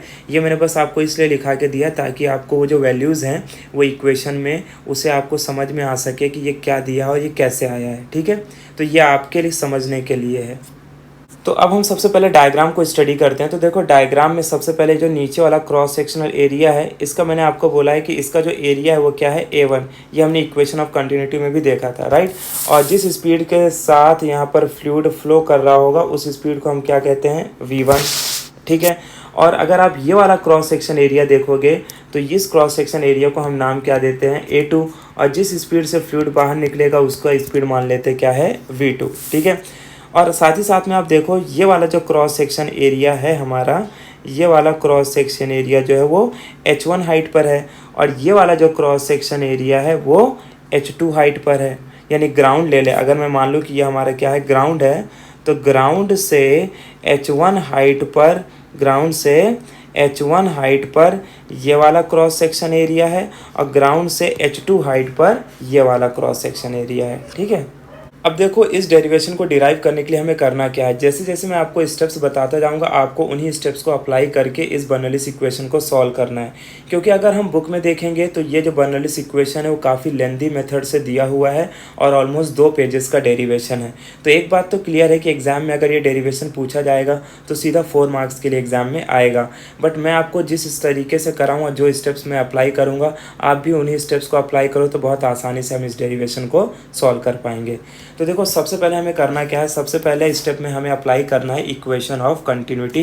तो सबसे पहले हम यहाँ पर लिखेंगे, तो अपना डेरिवेशन यहाँ से स्टार्ट होता है, इक्वेशन ऑफ कंटिन्यूटी। अब आपको इक्वेशन ऑफ कंटिन्यूटी तो याद है, हमने पिछले ही लेक्चर में अपने निकाला था। इक्वेशन ऑफ कंटिन्यूटी का फॉर्मूला क्या मिला था, according to equation of continuity A1 V1 is equal to A2 V2। यानी कि हमने वहाँ पर डिस्कस किया था कि M1 इज इक्वल टू क्या होता है, M2, M1 is equal to M2। मतलब मान लेता हूँ कि इस क्रॉस सेक्शन एरिया में जो फ्लूइड एंटर कर रहा है उसका मास क्या है, M1, और इस क्रॉस सेक्शन एरिया में जो फ्लूइड एंटर कर रहा है उसका मास क्या है, M2, ठीक है। तो फ्रॉम इक्वेशन ऑफ कंटिन्यूटी हमने ये पढ़ा था जितना मास ऑफ फ्लूइड एंटर करेगा उतना ही मास ऑफ फ्लूइड लीव करेगा। तो M1 is equal to M2। और हमें पता है कि एज डेंसिटी का फॉर्मूला क्या होता है, मास अपॉन वॉल्यूम। तो डेंसिटी का फॉर्मूला क्या होता है, मास अपॉन वॉल्यूम। तो देयरफॉर यहाँ से मुझे बताओ मास का फॉर्मूला क्या हो जाएगा, volume into density. So therefore अब ये वॉल्यूम कैसे निकालते, तो मैंने उस दिन आपको बताया था इक्वेशन ऑफ कंटिन्यूटी में कि इक्वेशन ऑफ कंटिन्यूटी को आप देखोगे तो यहाँ पर मैंने m की वैल्यू ऑलरेडी निकाली हुई है। तो अब मैं यहाँ पर इसकी डायरेक्ट वैल्यू रख रहा हूँ। तो v की वैल्यू हमने निकाली थी AVT इंटू रो, ठीक है। ये कैसे निकाला था उसके लिए आप इक्वेशन ऑफ कंटिन्यूटी को देखोगे तो आप समझ में आ जाएगा कि आपको कैसे निकाला था। तो इस इक्वेशन के हेल्प से हम देयरफॉर M1 की वैल्यू लिख सकते हैं A1 V1 delta T, right, because time interval जो है बहुत स्मॉल है, राइट। तो यहाँ पर ये हमारा इक्वेशन क्या बन जाएगा, A1 V1 डेल्टा T, और ये बन जाएगा A2 V2 डेल्टा T। यहाँ पर जो टोटल डिस्प्लेसमेंट है वो है x1 और यहाँ पर टोटल डिस्प्लेसमेंट क्या है, x2। उसी तरीके से एंड हम बोलेंगे, एंड M2 की वैल्यू क्या हो जाएगी, M2 को हम लिख सकते हैं A2 V2 डेल्टा T। तो देयरफॉर देखो अब हम क्या करेंगे, M1 और M2 की वैल्यू को यहाँ पर पुटअप कर देते हैं। तो जैसे M1 M2 की वैल्यू पुटअप करेंगे तो we can write equation that is A1 V1 delta T into rho is equal to A2 V2 delta T into rho, ठीक है। तो M1 is equal M2 put कर दिया। यहाँ से देखो रो से रो क्या हो गया, कैंसल। देयरफॉर फाइनल इक्वेशन क्या मिला, A1 V1 delta T is equal to A2 V2 delta T। इसे हम नाम दे देते हैं, this is called equation number 1, ठीक है। तो इस तरीके से हमें एक इक्वेशन तो मिल गया। ये जो इक्वेशन मिला है वो किसके लिए मिला है? By applying the equation of continuity, ठीक है। अब यहाँ पर इक्वेशन ऑफ कंटिन्यूटी हमारा पहला स्टेप था, तो इसे मैं नाम दे देता हूँ फर्स्ट स्टेप। इसके बाद अब हमें क्या करना है, ध्यान से सुनो। अब हमें निकालना है चेंज इन काइनेटिक एनर्जी, ठीक है। तो therefore we will write change in kinetic energy. तो चेंज इन काइनेटिक एनर्जी का मतलब क्या है, ध्यान से सुनो। अब आपको पता है नीचे के जो क्रॉस सेक्शन एरिया से फ्लूइड ऊपर की तरफ फ्लो करेगा, तो डेफिनेट सी बात है उसकी काइनेटिक एनर्जी चेंज होगी। क्यों काइनेटिक एनर्जी चेंज होगी? क्योंकि स्पीड चेंज हो जाएगी, राइट। तो स्पीड चेंज होने की वजह से काइनेटिक एनर्जी चेंज होगी। So therefore change in kinetic energy को हम किससे रिप्रेजेंट करते हैं? Change in kinetic energy is represented by delta K ई।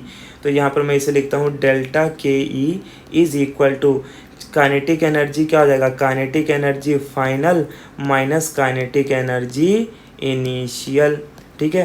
तो क्योंकि यहाँ पर देखो ये हमारा सेकेंड टर्म मान लेते हैं, ये वाला प्रोसेस 1 है और ये वाला प्रोसेस क्या है? 2 है। तो यहाँ की काइनेटिक एनर्जी को हमने 2 मान लिया और यहाँ की काइनेटिक एनर्जी को 1 मान लिया। तो kinetic energy 2 minus kinetic energy 1, therefore I can write change in kinetic energy is equal to, you know kinetic energy का फॉर्मूला क्या होता है? Half M V square. तो यहाँ पे V2 लिख देंगे, माइनस क्या हो जाएगा? हाफ एम वी 1 का स्क्वायर। अच्छा, M1 M2 लिखने की ज़रूरत नहीं है, यहाँ पर हम रीज़न दे सकते हैं since M1 is equal to M2 is equal to M, क्योंकि हमें पता है कि जितना मास एंटर करेगा उतना ही मास लीव करेगा। तो M1 M2 दोनों एक दूसरे के इक्वल होंगे। सो अब यहाँ से देखो जो चीज़ें कॉमन है उसे बाहर निकाल लेते हैं। सो देयरफॉर यहाँ पर क्या कॉमन है? हाफ M कॉमन है, तो ये हो जाएगा V2 का स्क्वायर माइनस V1 का स्क्वायर, ठीक है। तो ये है जो हमारा इक्वेशन हमें मिला है, इस इक्वेशन को हम नाम दे देंगे इक्वेशन नंबर 2। समझ में आया? ओके। अब हम थर्ड स्टेप की तरफ बढ़ते हैं। थर्ड स्टेप हमें क्या निकालना है? थर्ड स्टेप में निकालना है and change in potential energy. क्या निकालना है? Change in potential energy. देखो अपने को एक बात पता है कि अगर आप इस वाले सेक्शन को देखोगे तो यहाँ पर हाइट क्या है? h1, और इस वाले सेक्शन को हम देखेंगे तो यहाँ पर हाइट क्या है? h2। तो जिधर हाइट कम है वहाँ पर पोटेंशियल एनर्जी भी कम होगी और जहाँ पर हाइट ज़्यादा है वहाँ पर पोटेंशियल एनर्जी ज़्यादा होगी। मतलब इस वाले सेक्शन में पोटेंशियल एनर्जी कम होगी और इस वाले सेक्शन में पोटेंशियल एनर्जी ज़्यादा होगी, ठीक है। मतलब इस वाले सेक्शन में पोटेंशियल एनर्जी कम होगी और इस वाले सेक्शन में पोटेंशियल एनर्जी क्या होगी? ज़्यादा होगी। तो अगर मुझे चेंज निकालना होगा तो कैसे निकालेंगे? फाइनल माइनस इनिशियल, यानी ज़्यादा से कम को माइनस करेंगे। So therefore change in potential energy मतलब क्या लिखेंगे? Delta PE। और इसको निकालेंगे कैसे? तो आप लिखोगे delta PE is equal to potential energy final minus potential energy initial, right. तो अब देखो देयरफॉर पोटेंशियल एनर्जी फाइनल, तो पोटेंशियल एनर्जी का फॉर्मूला क्या होता है? mgh।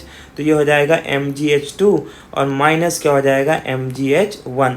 अब यहाँ पर देखो वापस से आपको रीज़न देना है since m1 is equal to m2 is equal to m, क्योंकि mass of water entering in the tube will be equal to mass of water leaving from the tube.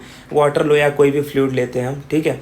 उसके बाद हम यहाँ पर देखो जो कॉमन है उसे बाहर निकाल लेते हैं। तो therefore change in potential energy is equal to क्या कॉमन है? mg कॉमन है, तो अंदर क्या बचा? h2 minus h1। क्या बचा? h2 minus h1। तो ये जो हमें इक्वेशन मिला है इस इक्वेशन को हम नाम दे देते हैं इक्वेशन नंबर 3। आप ABCD करके भी इक्वेशन कर सकते हो या तो 1 2 3 भी दे सकते हो। तो इस तरीके से हमने यहाँ पर 3 स्टेप अप्लाई कर दिए। सबसे पहले क्या करना है? इक्वेशन ऑफ कंटिन्यूटी अप्लाई करना है। सेकंड क्या करना है? Change in kinetic energy. और थर्ड क्या करना है? Change in potential energy. अब जो हमारा नेक्स्ट स्टेप है that is step number 4। Step number 4 में हमें क्या करना है? We have to find the work done by pressure forces. तो हम यहाँ पर लिखेंगे therefore work done by pressure forces. तो work done by pressure forces. ये हम काइनेटिक एनर्जी, पोटेंशियल एनर्जी और प्रेशर क्यों यूज़ कर रहे हैं? बिकॉज हमारी इक्वेशन में यही तो है, pressure energy per unit volume, kinetic energy per unit volume and potential energy per unit volume. तो इन तीनों के इक्वेशन को हम फाइंड आउट करेंगे और फिर तीनों को साइमल्टेनियसली सॉल्व कर लेंगे तो हमें वो इक्वेशन मिल जाएगा। तो work done by pressure forces को मैं लिखता हूँ यहाँ पर WPF। और work done by pressure forces को हम यहाँ पर लिखते हैं WPF is equal to W1 minus W2। अब देखो हमने हर जगह पर 2 - 1 किया, लेकिन यहाँ पर हमने 1 - 2 किया है, क्योंकि आपको पता है देखो नीचे वाले क्रॉस सेक्शन एरिया पे जब फ्लूइड यहाँ से नीचे से ऊपर की तरफ मूव करेगा तो डेफिनेट सी बात है उसका प्रेशर लगातार कम होते जाएगा। क्योंकि एक चीज़ तो पक्की है ना कि यहाँ पर हमने बोला क्या है, kinetic energy and potential energy and pressure energy, इन तीनों का एडिशन हर एक पॉइंट पे सेम होगा। तो इसका मतलब है कि हर एक पॉइंट पर इन तीनों एनर्जी में से कोई एनर्जी बढ़ रही होगी तो कोई एनर्जी कम हो रही होगी, तभी तो तीनों एनर्जी का एडिशन सेम आएगा, राइट। तो आपको ये याद रखना है कि जैसे जैसे फ्लूइड ऊपर की तरफ मूव करेगा तो क्या होगा कि उसका प्रेशर धीरे धीरे कम होने लगेगा। तो यहाँ पर हमने लिखा क्या है, W1 माइनस W2। अब इसके लिए आपको यहाँ पर एक बात याद रखना है, देखो W1 मतलब क्या, वर्क का फॉर्मूला हमें पता है क्या होता है, फोर्स इंटू डिस्प्लेसमेंट। वर्क का फॉर्मूला होता है फोर्स इंटू डिस्प्लेसमेंट। तो इसके लिए मुझे थोड़ा सा यहाँ पर एक डायग्राम बनाना पड़ेगा जिसकी वजह से हम आसानी से इस पॉइंट को समझ पाएँ। तो ये हमारा एक पार्ट हो गया, ओके। अब देखो यहाँ पर मान लेते हैं ये क्या है W1, ये क्या है W2, ठीक है। नाउ अब ध्यान से सुनना, यहाँ पर होगा क्या, इस वाले सेक्शन में और इस वाले सेक्शन में जब फ्लूइड एंटर करेगा तो उसका प्रेशर का डायरेक्शन अंदर की तरफ होगा, लेकिन जब फ्लूइड इस पॉइंट से इस वाले क्रॉस सेक्शन एरिया से बाहर जाएगा तो उसका प्रेशर का डायरेक्शन अंदर की तरफ होगा, ठीक है। अब ये कैसे है, देखो इसके लिए मैं आपको एक एग्जांपल देता हूँ। जैसे देखो गन से जब बुलेट फायर की जाती है तो आप ये देखते हो कि जो बुलेट है वो आगे जाती है लेकिन गन पीछे की तरफ आती है, राइट। तो इसका मतलब क्या हो गया है कि जो गन में जो प्रेशर एग्जर्ट हो रहा है वो किधर की तरफ हो रहा है, पीछे के डायरेक्शन में। किसकी वजह से, बुलेट के आगे जाने की वजह से। तो फ्लूइड के केस में भी ऐसा ही होता है कि जब फ्लूइड किसी पाइप में एंटर करता है तो एंटर करते टाइम होता क्या है कि प्रेशर आगे के डायरेक्शन में होता है, लेकिन जिस पॉइंट ऑफ सेक्शन से वो लीव करता है तो वो किधर प्रेशर एग्जर्ट करता है, पीछे की तरफ एग्जर्ट करता है। इसीलिए आप देखोगे कि अगर आप क्या करो, नॉर्मल एक पाइप ले लो, उसको मोटर से कनेक्ट कर दो और उस पाइप को आप सीधा करके रख दो और फिर मोटर को जैसे ही आप चालू करोगे तो आप देखोगे वो पाइप ना पीछे की तरफ मुड़ने लगेगा, मतलब पीछे की तरफ आएगा। तो अगर वो पीछे की तरफ आ रहा है इसका मतलब क्या है कि जब बहुत प्रेशर से पानी बाहर निकलेगा तो वो प्रेशर किधर की तरफ लगा रहा है, पीछे के डायरेक्शन में। इसीलिए जब आप देखते हो कि फायर ब्रिगेड वाले क्या करते हैं, जब वो नोज़ल को होल्ड करते हैं तो बहुत टाइटली होल्ड करते हैं। टाइटली होल्ड करने का रीज़न क्या है कि अगर वो लूज़ होल्ड करेंगे तो जब बहुत प्रेशर से फ्लूइड बाहर निकलेगा तो वो पीछे की तरफ झटका देगा, और अगर उन्होंने उसे टाइटली होल्ड नहीं किया है तो वो चीज़ उनके सीधा चिन में जाके लगेगी और फिर उससे क्या होगा कि फेस डैमेज हो सकता है। तो इसीलिए आपको याद रखना है कि जब फ्लूइड एंटर करेगा तो प्रेशर आगे की डायरेक्शन में होगा, लेकिन वही फ्लूइड जब लीव करेगा तो प्रेशर पीछे के डायरेक्शन में होगा। अब यहाँ पर हमें पता है प्रेशर का फॉर्मूला क्या होता है, फोर्स अपॉन एरिया। प्रेशर का फॉर्मूला क्या होता है, फोर्स अपॉन एरिया। और यहाँ पर क्या हो जाएगा, P2 is equal to F2/A2, right. तो यहाँ से मुझे बताओ F1 की वैल्यू क्या हो जाएगी, इट विल बी P1A1, और यहाँ पर F2 की वैल्यू क्या हो जाएगी, दैट विल बी P2A2, ठीक है। तो अब यहाँ पर देखो वर्क का जनरल फॉर्मूला क्या होता है, फोर्स इंटू डिस्प्लेसमेंट। तो ये हो जाएगा F1x1 और ये क्या हो जाएगा F2x2, ठीक है। अच्छा x1 x2 क्या है, तो x1 x2 मैंने ऑलरेडी आपको बताया है। यहाँ पर जैसे आप देख पा रहे हो फ्लूइड जब इस पॉइंट से इस पॉइंट पर मूव करेगा तो ये जो डिस्प्लेसमेंट हो रहा है उसे हम x1 बोलते हैं, और जब वो इस पॉइंट से इस पॉइंट पर मूव करेगा तो इस डिस्प्लेसमेंट को हम क्या कहते हैं, x2 कहते हैं, ठीक है, ओके। तो अब हम यहाँ पर इनकी वैल्यू पुटअप करते हैं। तो therefore work done by pressure forces will be equal to, F1 की वैल्यू होती है P1A1 और x1 को x1 रखते हैं, माइनस इसकी वैल्यू होती है P2A2 और ये क्या हो जाएगा x2। तो देयरफॉर यहाँ पर देखो वेलोसिटी का फॉर्मूला क्या होता है, डिस्प्लेसमेंट अपॉन टाइम। तो अगर आपसे मैं पूछूं डिस्प्लेसमेंट क्या होगा तो आप बोलोगे वेलोसिटी इनटू टाइम। तो इस वाले सेक्शन में, जो पहले वाले सेक्शन में जो फ्लूइड मूव कर रहा है जिसका डिस्प्लेसमेंट x1 है, अगर मैं यहाँ पर इसकी वेलोसिटी को निकालूँ तो x1 की जगह पर मैं क्या रख सकता हूँ, x1 की जगह पर मैं रख सकता हूँ v1 into delta T. Therefore I can write work done by pressure forces is equal to P1A1 और x1 की जगह पर क्या आएगा v1 डेल्टा टी। v1 क्यों लिया है और डेल्टा टी क्यों लिया है, बिकॉज हमें पता है x is equal to v into T होता है, और यहाँ पर जो टाइम इंटरवल है डिस्प्लेसमेंट का वो बहुत ही स्मॉल है जिसे हमने डेल्टा टी लिया है।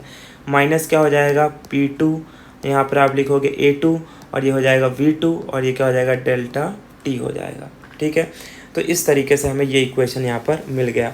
अब इम्पॉर्टेंट बात जो आप यहाँ पर नोट करनी वो ये है कि अब आप अगर यहाँ पर ध्यान से देखोगे तो यहाँ पर क्या लिखा है A2 V2 डेल्टा T। तो अगर आपको याद होगा ये जो हमने इक्वेशन ऑफ कंटिन्यूटी लिखा था, दिख रहा है इक्वेशन ऑफ कंटिन्यूटी, तो A2 V2 डेल्टा T की जगह पर क्या मैं A1 V1 डेल्टा T रख सकता हूँ? यस, डेफिनेटली रख सकता हूँ, बिकॉज ये दोनों एक दूसरे के क्या हैं, इक्वल हैं।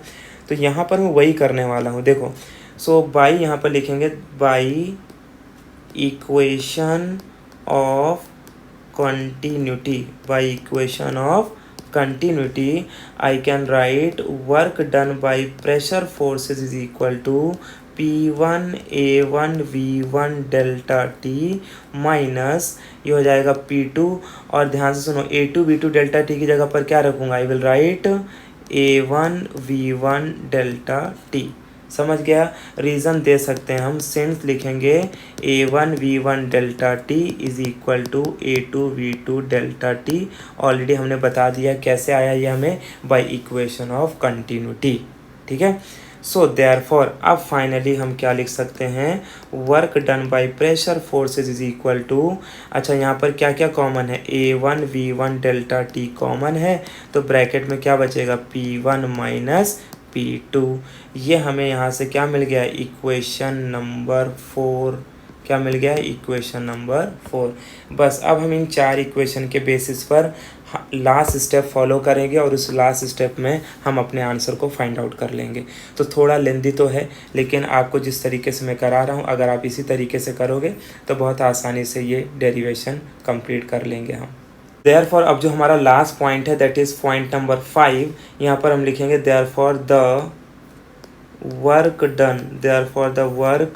Done by all forces, therefore the work done by all forces. तो work done by all forces is equal to होता है चेंज इन काइनेटिक एनर्जी। क्या होता है, चेंज इन काइनेटिक एनर्जी। तो work done by all forces equal to change in kinetic energy, और यहाँ पर all work done by all forces का मतलब होता है work done by conservative force and work done bye non conservative force. In short मैं आपको सीधा ये इक्वेशन लिख देता हूँ ताकि आप इसे याद कर लेना, तो इससे आपका फ़ायदा ही होगा, क्योंकि अब इतना बड़ा डेरिवेशन कंजर्वेटिव क्या है नॉन कंजर्वेटिव क्या है वो डिस्कशन अब हम यहाँ पे नहीं करेंगे, बट फिलहाल आपको याद रख लेना है कि work done by all forces यानी कि ये हो जाएगा WPF, work done by pressure forces is equal to change in kinetic energy plus change in potential energy. ठीक है, तो अगर आपने इतना भी लिख दिया तो हमारा काम बन जाएगा। तो याद रखना है work done by all forces का मतलब होता है work done bye non conservative force plus work done by conservative force. तो नॉन कंजर्वेटिव फोर्स होता है minus of change in potential energy, और कंजर्वेटिव फोर्स का मतलब होता है work done by pressure forces. तो इन शॉर्ट वो सारे स्टेप ना करते हुए आप डायरेक्टली इस स्टेप को लिख सकते हो। अब आप ध्यान से देखो इस इक्वेशन को, देखो work done by pressure forces की वैल्यू अपने पास है, चेंज इन काइनेटिक एनर्जी की वैल्यू अपने पास है, और चेंज इन पोटेंशियल एनर्जी की भी वैल्यू अपने पास है। तो अब इन तीनों वैल्यूज़ को हम यहाँ पर रख के साइमल्टेनियसली सॉल्व कर लेते हैं। सो देयरफॉर सबसे पहले work done by pressure forces का इक्वेशन यहाँ पर लिख देता हूँ। क्या है, देखो it is given A1 V1 delta T in the bracket P1 minus P2, ठीक है, is equal to, now change in kinetic energy क्या मिला था जरा देख लेते हैं एक बार। तो change in kinetic energy is half m V2 square minus V1 square. तो यहाँ पर मैं लिख देता हूँ it is half m in the bracket V2 square minus V1 square plus उसके बाद चेंज इन पोटेंशियल एनर्जी हमें क्या मिला था देख लेते हैं, mgh2 माइनस h1। तो यहाँ पर लिख लेते हैं हम mg और ये हो जाएगा h2 माइनस h1। ठीक है, अब इसके बाद देखो अब हम क्या करेंगे। नाउ एज हमने पहले ही लिखा था कि m1 is equal to m2 is equal to m होता है। रीज़न क्या दे सकते हैं, by equation of continuity, by equation of continuity. So therefore ये जो तुम्हें m1 दिख रहा है, क्या मैं m1 को m1 मान सकता हूँ? Yes definitely, because m1 m2 दोनों एक दूसरे के क्या हैं, इक्वल हैं। सो देयरफॉर अब फाइनली इक्वेशन में लिखता हूँ A1 V1 delta T in the bracket P1 minus P2 और ये हो जाएगा हाफ, और m की जगह पर क्या लिखता हूँ मैं, m1। m की जगह पर क्या आ जाएगा m1। तो यहाँ पर देखो इन दोनों वाले पार्ट में, इन दोनों पार्ट ऑफ सेक्शन में m क्या है, कॉमन है। तो m कॉमन है तो और m को हमने क्या मान लिया है 1, तो मैं इसको क्या करता हूँ बाहर कर लेता हूँ, राइट। तो सीधा मैं यहाँ पर लिख लेता हूँ m1। जैसे मैं m1 लिखूँगा और हाफ को मैं अंदर मल्टीप्लाई कर देता हूँ तो ये हो जाएगा हाफ v2 का स्क्वायर माइनस हाफ v1 का स्क्वायर और प्लस यहाँ पर क्या आ जाएगा g, इससे मल्टीप्लाई हो जाएगा तो ये हो जाएगा gh2 माइनस gh1। ध्यान से देखो इस स्टेप में हमने किया क्या है, m यहाँ पर भी था और m यहाँ पर भी था, तो m कॉमन बाहर आ जाएगा और m की वैल्यू को हमने क्या मान लिया m1, ठीक है। और फिर हाफ को मैंने अंदर क्या कर दिया मल्टीप्लाई। अब therefore I can write a1 v1 delta t in the bracket p1 minus p2। अच्छा m1 की वैल्यू को क्या लिख सकते हैं, a1 v1 डेल्टा t लिख सकते हैं। क्या लिख सकते हैं, a1 v1 delta t into क्या हो जाएगा रो, ये हमने ऑलरेडी निकाला हुआ है पहले। अब यहाँ पर बचेगा क्या, फिर बचेगा हाफ v2 का स्क्वायर माइनस हाफ v1 का square plus gh2 minus gh1, ठीक है। अब यहाँ पर देखो जो कैंसिल हो रहा है उसे कैंसिल कर देते हैं। तो a1 v1 delta t, a1 v1 delta t cancel, तो अब बचा क्या यहाँ पर, therefore I will write p1 minus p2, p1 minus p2 is equal to rho को अंदर मल्टीप्लाई कर दो तो ये हो जाएगा रो यानी हाफ रो v2 का square minus half rho v1 का स्क्वायर, ठीक है। उसके बाद प्लस क्या हो जाएगा रो gh2 माइनस क्या आ जाएगा रो gh1, ठीक है। अब हम क्या करेंगे, 1 वाले टर्म को एक तरफ और 2 वाले टर्म्स को एक तरफ। सो देयरफॉर फाइनली हम लिख सकते हैं p1 और देखो 1 वाला टर्म इधर आएगा तो क्या आ जाएगा प्लस हाफ रो v1 का स्क्वायर, ठीक है। और माइनस रो gh1 इधर आएगा तो क्या हो जाएगा रो gh1 is equal to p2 को उधर ले जाएंगे तो ये प्लस हो जाएगा, प्लस क्या हो जाएगा हाफ रो v2 का स्क्वायर और फिर क्या बचेगा प्लस रो gh2। तो इस तरीके से देखो हमारा इक्वेशन 1 किसके इक्वल हो गया, equation 1 is equal to equation 2 हो गया। For ultimately we can write pressure energy per unit volume plus kinetic energy per unit volume plus potential energy per unit volume at every point remains constant, ठीक है। तो इस तरीके से हमें इस डेरिवेशन को डिराइव करना है। थोड़ा लेंदी तो है लेकिन जिस तरीके से मैंने आपको बताया है आप इस तरीके से इसे सॉल्व कर सकते हो, ठीक है। तो वापस एक बार हम देख लेते हैं इस डेरिवेशन को हमने कैसे सॉल्व किया और करना क्या है। तो सबसे पहले हमने क्या देखा कि इक्वेशन ऑफ कंटिन्यूटी क्या है। तो हमने देखा जो इक्वेशन ऑफ कंटिन्यूटी है it is p plus half rho V square plus rho ji H is equal to constant. इसका स्टेटमेंट हमें क्या कहता है, तो इसका स्टेटमेंट हमें कहता है for a steady stream line flow the total sum of these three energies remains constant. जहाँ पर हमने ये देखा है कि ये बेसिकली क्या है कि स्ट्रीम लाइन है और स्ट्रीम लाइन के हर एक पॉइंट पर इन तीनों एनर्जी का जो एडिशन होगा वो क्या आएगा, सेम आएगा। अब हमें क्या करना क्या था, इस इक्वेशन को डिराइव करना था। इसके लिए हमने क्या किया, सबसे पहले इक्वेशन ऑफ कंटिन्यूटी को अप्लाई करते हुए इक्वेशन नंबर 1 फाइंड कर लिया। फिर हमने चेंज इन काइनेटिक एनर्जी को कैलकुलेट किया, उसके बाद चेंज इन पोटेंशियल एनर्जी और फिर work done by pressure forces.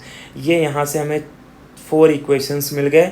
इसके बाद हमने किया क्या, इसके बाद हमने work done by all forces, और work done by all forces nothing but work done by pressure forces which is equal to change in kinetic energy plus change in potential energy. फिर इनकी वैल्यूज़ को हमने put up कर दिया, जो common था उसको बाहर निकाल दिया, m को m1 मान लिया और इसकी वैल्यू को पुटअप करते हुए जो कैंसिल हो रहा था उसे कैंसिल कर दिया and finally we get the equation this one which is p1 plus half rho v1 का square plus rho gh1 is equal to p2 plus half rho v2 का स्क्वायर प्लस रो gh2। तो equation 1 is equal to equation 2, therefore we can say that p plus half rho v square plus row gh is equal to constant, ठीक है। तो इस तरीके से हमने इस बर्नौलीज इक्वेशन को डिराइव कर लिया। अब हम नेक्स्ट लेक्चर में इसका देखने वाले हैं applications, which is related to application of Bernoulli's equation। तो इससे पहले वीडियो में हमने देखा था बर्नौलीज इक्वेशन क्या होता है और उससे पहले हमने देखा था इक्वेशन ऑफ कंटिन्यूटी।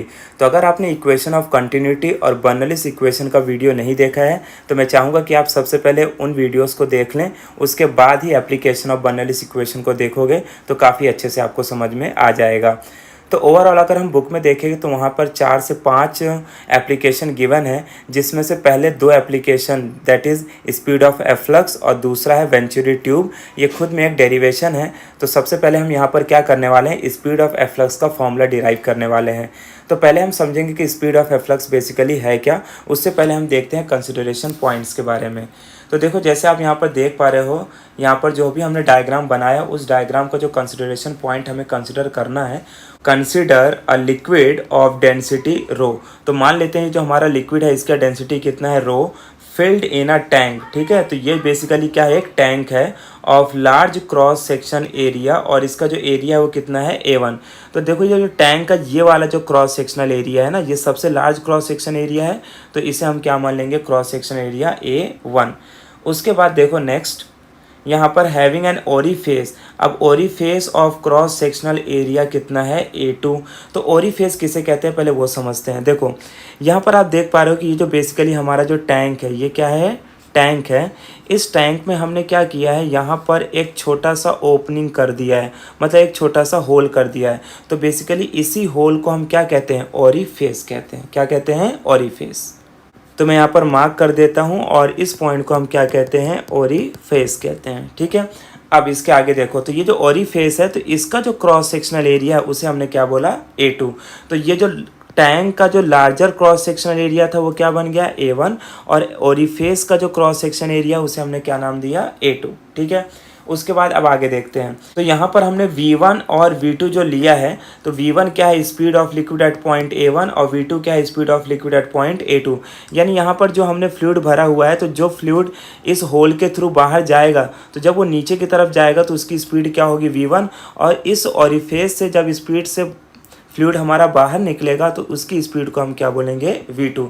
यानी कि A1 क्रॉस सेक्शनल एरिया पर फ्लो ऑफ फ्लूइड का जो स्पीड होगा उसे हम V1 से रिप्रेजेंट कर रहे हैं, और A2 क्रॉस सेक्शनल एरिया पर जो फ्लूइड बाहर निकलेगा और जिस स्पीड से वो बाहर निकलेगा उसे हम क्या बोल रहे हैं, V2, और इसी V2 को हम कहते हैं स्पीड ऑफ एफ्लक्स। तो स्पीड ऑफ एफ्लक्स का सिंपल से मतलब क्या हो गया कि जिस स्पीड से फ्लूइड हमारा ओरिफेस से बाहर निकलेगा, that speed is called speed of efflux. अब यहाँ पर देखो ये जो हमने टैंक लिया है इसमें हमने मान लिया है कि H हाइट तक पानी भरा हुआ है, तो इसकी सरफेस से, इस सरफेस से जो ग्राउंड तक का जो डिस्टेंस है ये बेसिकली हाइट ऑफ फ्लूइड है या हाइट ऑफ वाटर है, जिसकी हाइट कितनी है, H। तो अब हमें पता है कि यहाँ पर अगर मैं मान लूँ H1 की वैल्यू H है, तो यहाँ पर आपको पता है H2 की वैल्यू क्या होगी, 0 है ना, क्योंकि इनिशियली यहाँ पर हाइट 0 थी और ऊपर जाते जाते टोटल हाइट कितनी हो गई, H हो गई। ठीक है, तो अब हम क्या करेंगे, बर्नौलीज इक्वेशन का यूज़ करते हुए हम स्पीड ऑफ एफ्लक्स का फॉर्मूला डिराइव करेंगे, जिसका हमें आंसर मिलता है V2 is equal to root of 2GH। क्या मिलता है, V2 is equal to root of 2GH। इसी को हम कहते हैं स्पीड ऑफ एफ्लक्स का फॉर्मूला। तो चलो डिराइव करते हैं। अब यहाँ पर देखो हमें पता है अकॉर्डिंग टू बर्नौलीज इक्वेशन, क्या इक्वेशन मिला था हमें, बर्नौलीज इक्वेशन हमें मिला था pressure energy per unit volume plus kinetic energy per unit volume plus potential energy per unit volume, यानी P1 plus half rho V1 का square plus rho GH1 is equal to क्या हो जाएगा, P2 plus half rho V2 का square plus रो GH2। ठीक है, ये हमने लिखा था। सिंस हमने माना है, since P1 is equal to P2 is equal to P0, यानी इन दोनों पॉइंट पर जो एटमॉस्फेरिक प्रेशर आपको दिख रहा है वो कितना है, P0। यहाँ पर भी एटमॉस्फेरिक प्रेशर P0 और यहाँ पर भी एटमॉस्फेरिक प्रेशर P0 हमने लिया है। एंड दूसरा है कि जो H2 है वो क्या है, 0 के इक्वल है। अगर H2 0 है देन ऑटोमेटिकली H1 की वैल्यू क्या हो जाएगी, H के बराबर हो जाएगी। बस इन्हीं वैल्यूज़ को हमें यहाँ पर पुटअप करना है। सो देखो P1 की जगह पर क्या आ जाएगा, P0 प्लस क्या हो जाएगा यहाँ पर हाफ रो V1 का स्क्वायर प्लस रो GH। अब H1 को क्या मान लेंगे, H। P2 की वैल्यू क्या हो जाएगी, P0 plus half rho v2 का स्क्वायर, और ये वाला टर्म क्या हो जाएगा 0, बिकॉज हाइट वहाँ पर 0 है तो पोटेंशियल जी क्या हो जाएगी 0। अब देखो यहाँ से पी नॉट से पी नॉट क्या हो जाएगा कैंसल, तो हमारे पास क्या इक्वेशन बचा, we get half rho v1 का square plus rho ji H is equal to half rho v2 का square.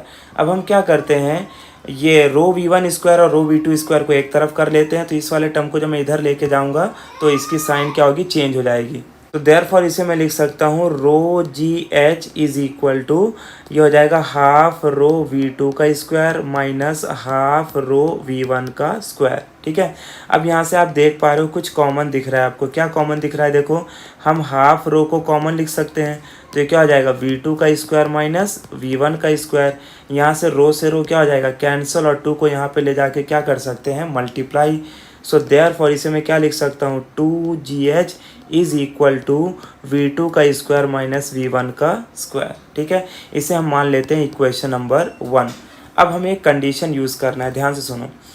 Now by equation of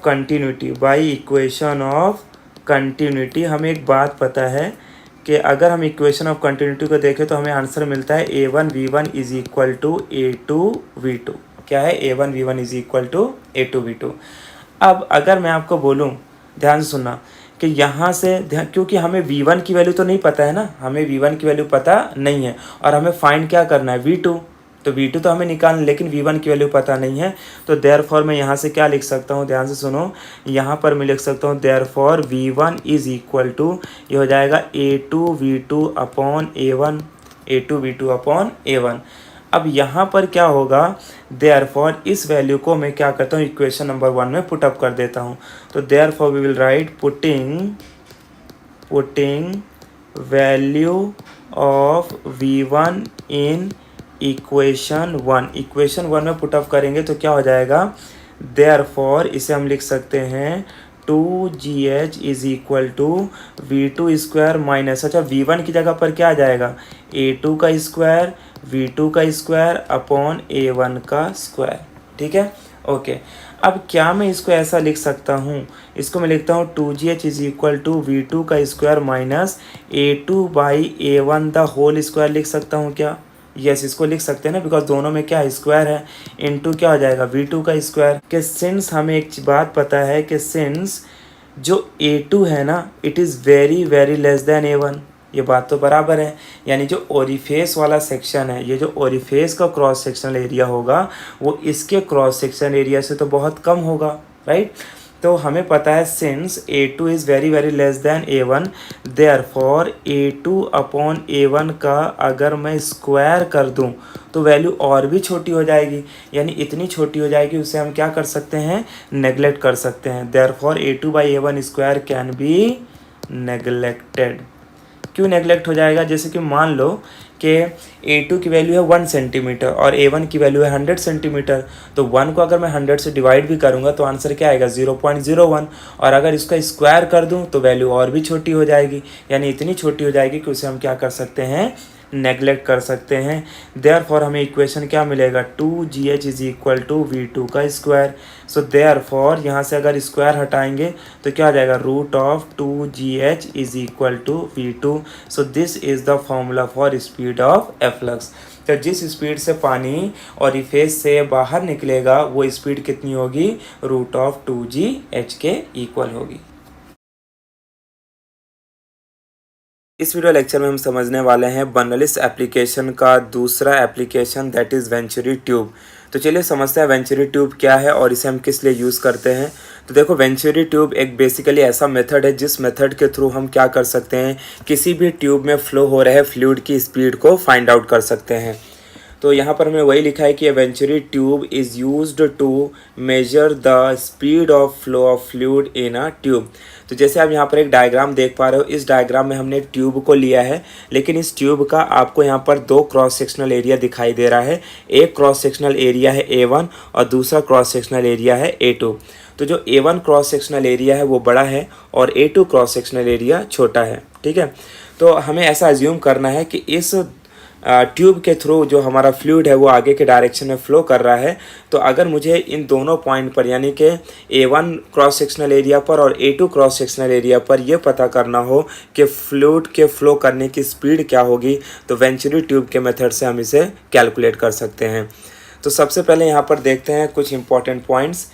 जैसे यहाँ पर हमने लिखा है the fluid of density rho flows through the venturi tube. तो मान लेते हैं जो फ्लूइड है ये कोई भी फ्लूइड हो सकता है, ठीक है। इसका जो डेंसिटी है वो क्या है, मान लो रो है। और लेट V1 यहाँ पर क्या है, V1 with the velocity of cross sectional area at A1 and V2 क्या है यहाँ पर, velocity at cross sectional area A2। तो मान लेते हैं ये वाला जो क्रॉस सेक्शन एरिया आपको दिखाई दे रहा है, इस वाले क्रॉस सेक्शन एरिया पर A1 क्रॉस सेक्शन एरिया पर उसकी स्पीड कितनी है, V1 फ्लूइड की, और जब वो A2 क्रॉस सेक्शन एरिया से पास होगा तो इसकी स्पीड कितनी है, V2। ठीक है। अब हमें करना क्या है, बर्नौलीज इक्वेशन का यूज़ करते हुए V1 और V2 की वैल्यू को कैलकुलेट करना है। लेकिन इससे पहले आपको ये थोड़ा सा इस पार्ट के बारे में समझना होगा। जैसे कि आप यहाँ पर देख पा रहे हो, हमने दो वर्टिकल ट्यूब को यहाँ पर कनेक्ट किया हुआ है हमारे दोनों क्रॉस सेक्शनल एरिया पॉइंट पर। तो इसका एग्जैक्ट क्या मतलब है उसे हम समझते हैं। तो सबसे पहले देखो, हमने इक्वेशन ऑफ कंटिन्यूटी में पढ़ा था कि A is inversely proportional to क्या होता है, V होता है, राइट।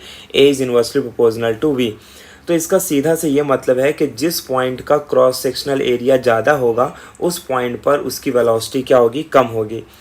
एंड बर्नौलीज इक्वेशन से हमें एक और बात पता चलती है कि pressure is also inversely proportional to velocity. तो अगर हम अपने ऊपर वाले स्टेटमेंट को देखें तो हमें एक बात ये पता चलती है कि जिस पॉइंट का क्रॉस सेक्शनल एरिया ज़्यादा है वहाँ पर वेलोसिटी कम है। तो अगर जहाँ पर वेलोसिटी कम होगी वहाँ पर प्रेशर फिर ज़्यादा हो जाएगा, राइट।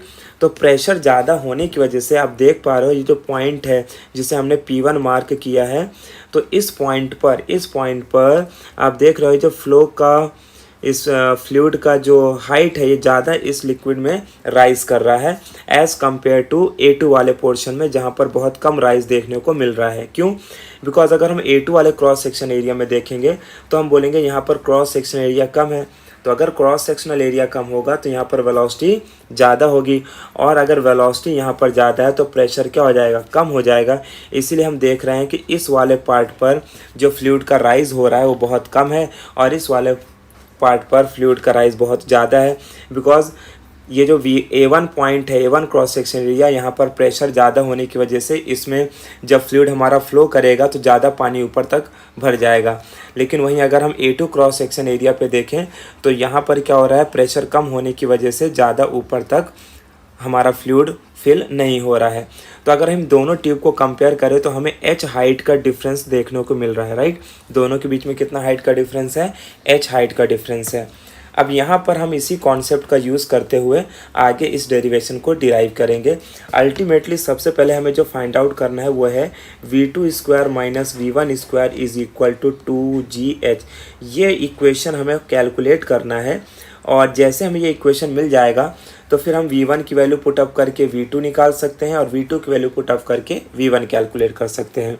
बट इसको सॉल्व करने के लिए हमें बर्नौलीज इक्वेशन की ज़रूरत पड़ेगी। तो चलो सबसे पहले हम यहाँ पर बर्नौलीज इक्वेशन को लिख लेते हैं और फिर आगे सॉल्व करते हैं। सो देयरफॉर अगर हम बर्नौलीज इक्वेशन को देखें तो बर्नौलीज इक्वेशन से हमें क्या मिलता है, P1 plus half rho V1 का square plus rho GH1 is equal to P2 plus half rho V2 का स्क्वायर, हाफ रो V2 का स्क्वायर प्लस रो GH2, राइट। ये हमने बर्नौलीज इक्वेशन लिख लिया। अब इसके बाद यहाँ पर एक इम्पॉर्टेंट पॉइंट आपको जो समझना है, तो अगर आप देखोगे तो ये मान लेते हैं, अगर ये ग्राउंड पॉइंट मान लेते हैं, ये हमारा क्या है, ग्राउंड पॉइंट। तो ग्राउंड पॉइंट से ये वाला जो पॉइंट है और ये वाला पॉइंट है, दोनों के लिए हाइट क्या है, सेम है। तो अगर मैं इसको मान लूँ ये H1 हाइट है और इसे मान लूँ H2 हाइट है, तो दोनों सेम हॉरिजॉन्टल लेवल होने की वजह से ये वाला टर्म क्या हो जाएगा, कैंसिल हो जाएगा या तो माइनस हो जाएगा। क्यों? बिकॉज दोनों का हाइट क्या है, सेम है। तो अगर दोनों का हाइट सेम है तो इसे हम रो GH लिख लेंगे, इसे रो GH लिख लेंगे और दोनों टर्म आपस में क्या हो जाएंगे, कैंसिल। तो यहाँ पर हम रीज़न दे सकते हैं, since H1 and H2 are in same horizontal level, horizontal level. तो अगर ये दोनों सेम हॉरिजॉन्टल लेवल पर हैं तो इसकी वजह से इनकी जो नेट पोटेंशियल एनर्जी होगी वो क्या हो जाएगी, ज़ीरो हो जाएगी। ठीक है, तो अब हम आगे बढ़ते हैं इक्वेशन में। तो अब हमें जो इक्वेशन मिला वो क्या है, P1 plus half rho V1 का square is equal to P2 plus half rho V2 का स्क्वायर। अब मैं क्या करता हूँ, ध्यान से सुनो, इसमें हम एक काम करते हैं, P वाले टर्म को एक तरफ कर लेते हैं, तो देयरफॉर ये क्या हो जाएगा, इसको मैं लिखता हूँ P1 minus P2 is equal to, और ये हो जाएगा हाफ रो V2 का square minus half rho V1 का स्क्वायर। ठीक है, अब इसके बाद देखो, हमें पता है कि इस वाले टर्म पर अगर आप देखोगे तो क्या कॉमन है, हाफ रो कॉमन है। तो देयरफॉर इस इक्वेशन को मैं लिख सकता हूँ P1 minus P2 is equal to half rho, और ब्रैकेट में क्या हो जाएगा, V2 स्क्वायर माइनस V1 का स्क्वायर। ठीक है, इसको हम नाम क्या दे देते हैं, इक्वेशन नंबर 1। अब वापस से हम डायग्राम की तरफ देखते हैं। देखो डायग्राम में आप देखो तो इन दोनों लिक्विड कॉलम में हाइट का कितना डिफरेंस है, h हाइट का डिफरेंस है। सो देयरफॉर इसी कॉन्सेप्ट का हम यूज़ करेंगे। Since the difference in two liquid columns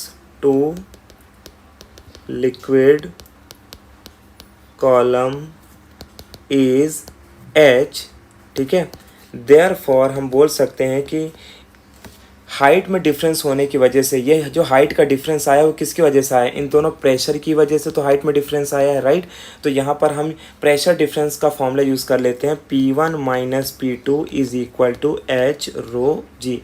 तो जब भी किसी दो पॉइंट के बीच में प्रेशर का डिफरेंस होगा तो उसका जो हमें फॉर्मूला मिलता है that is equal to H rho G. तो ये हो गया हमारा इक्वेशन नंबर 2। अब हम इन्हीं दोनों इक्वेशन को आगे सॉल्व कर लेते हैं। So therefore we can write, therefore from equation 1 and 2 equation को यूज़ करेंगे तो P1 माइनस P2 और P1 माइनस P2 क्या हो जाएगा, कैंसल। तो बचेगा क्या, इसे मैं लिख सकता हूँ हाफ, क्या लिख सकते हैं, half rho in the bracket क्या आ जाएगा, V2 का स्क्वायर माइनस V1 का स्क्वायर इज इक्वल टू क्या हो जाएगा यहाँ पर H रो जी। अब यहाँ से देखो रो से रो भी क्या हो गया, कैंसल। तो 2 को अगर मैं इधर ले जाके मल्टीप्लाई कर दूँ तो therefore I can right V2 का स्क्वायर माइनस V1 का square is equal to 2GH। ठीक है, ये हमें वो इक्वेशन मिल गया जिस इक्वेशन की हम यहाँ पर बात कर रहे थे। ठीक है, तो ये हमारा क्या रिक्वायर्ड इक्वेशन है। तो इस तरीके से हमने ये वाला इक्वेशन कैलकुलेट कर लिया। अब हमें क्या पता करना था कि V1 वेलोसिटी क्या होगी और V2 वेलोसिटी क्या होगी। इस V1 और V2 वेलोसिटी को कैलकुलेट करने के लिए हमें इक्वेशन ऑफ कंटिन्यूटी का यूज़ करना होगा।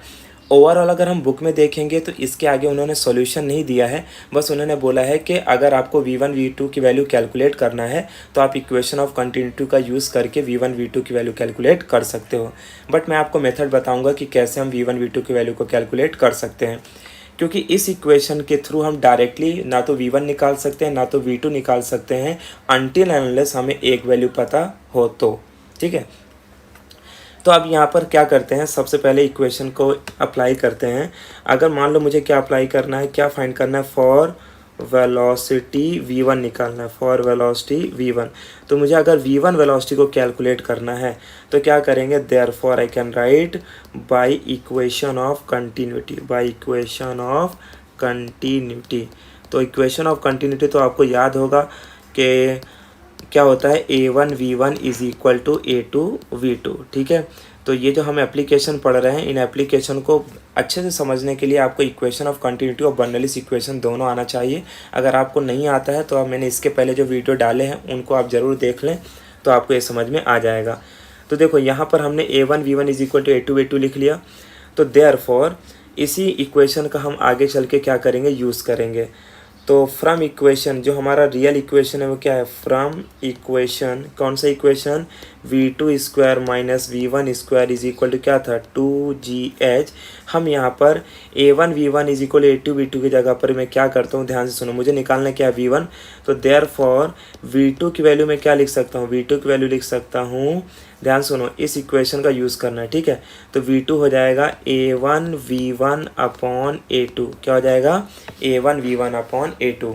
रीज़न क्या है, बाई इक्वेशन ऑफ कंटिन्यूटी।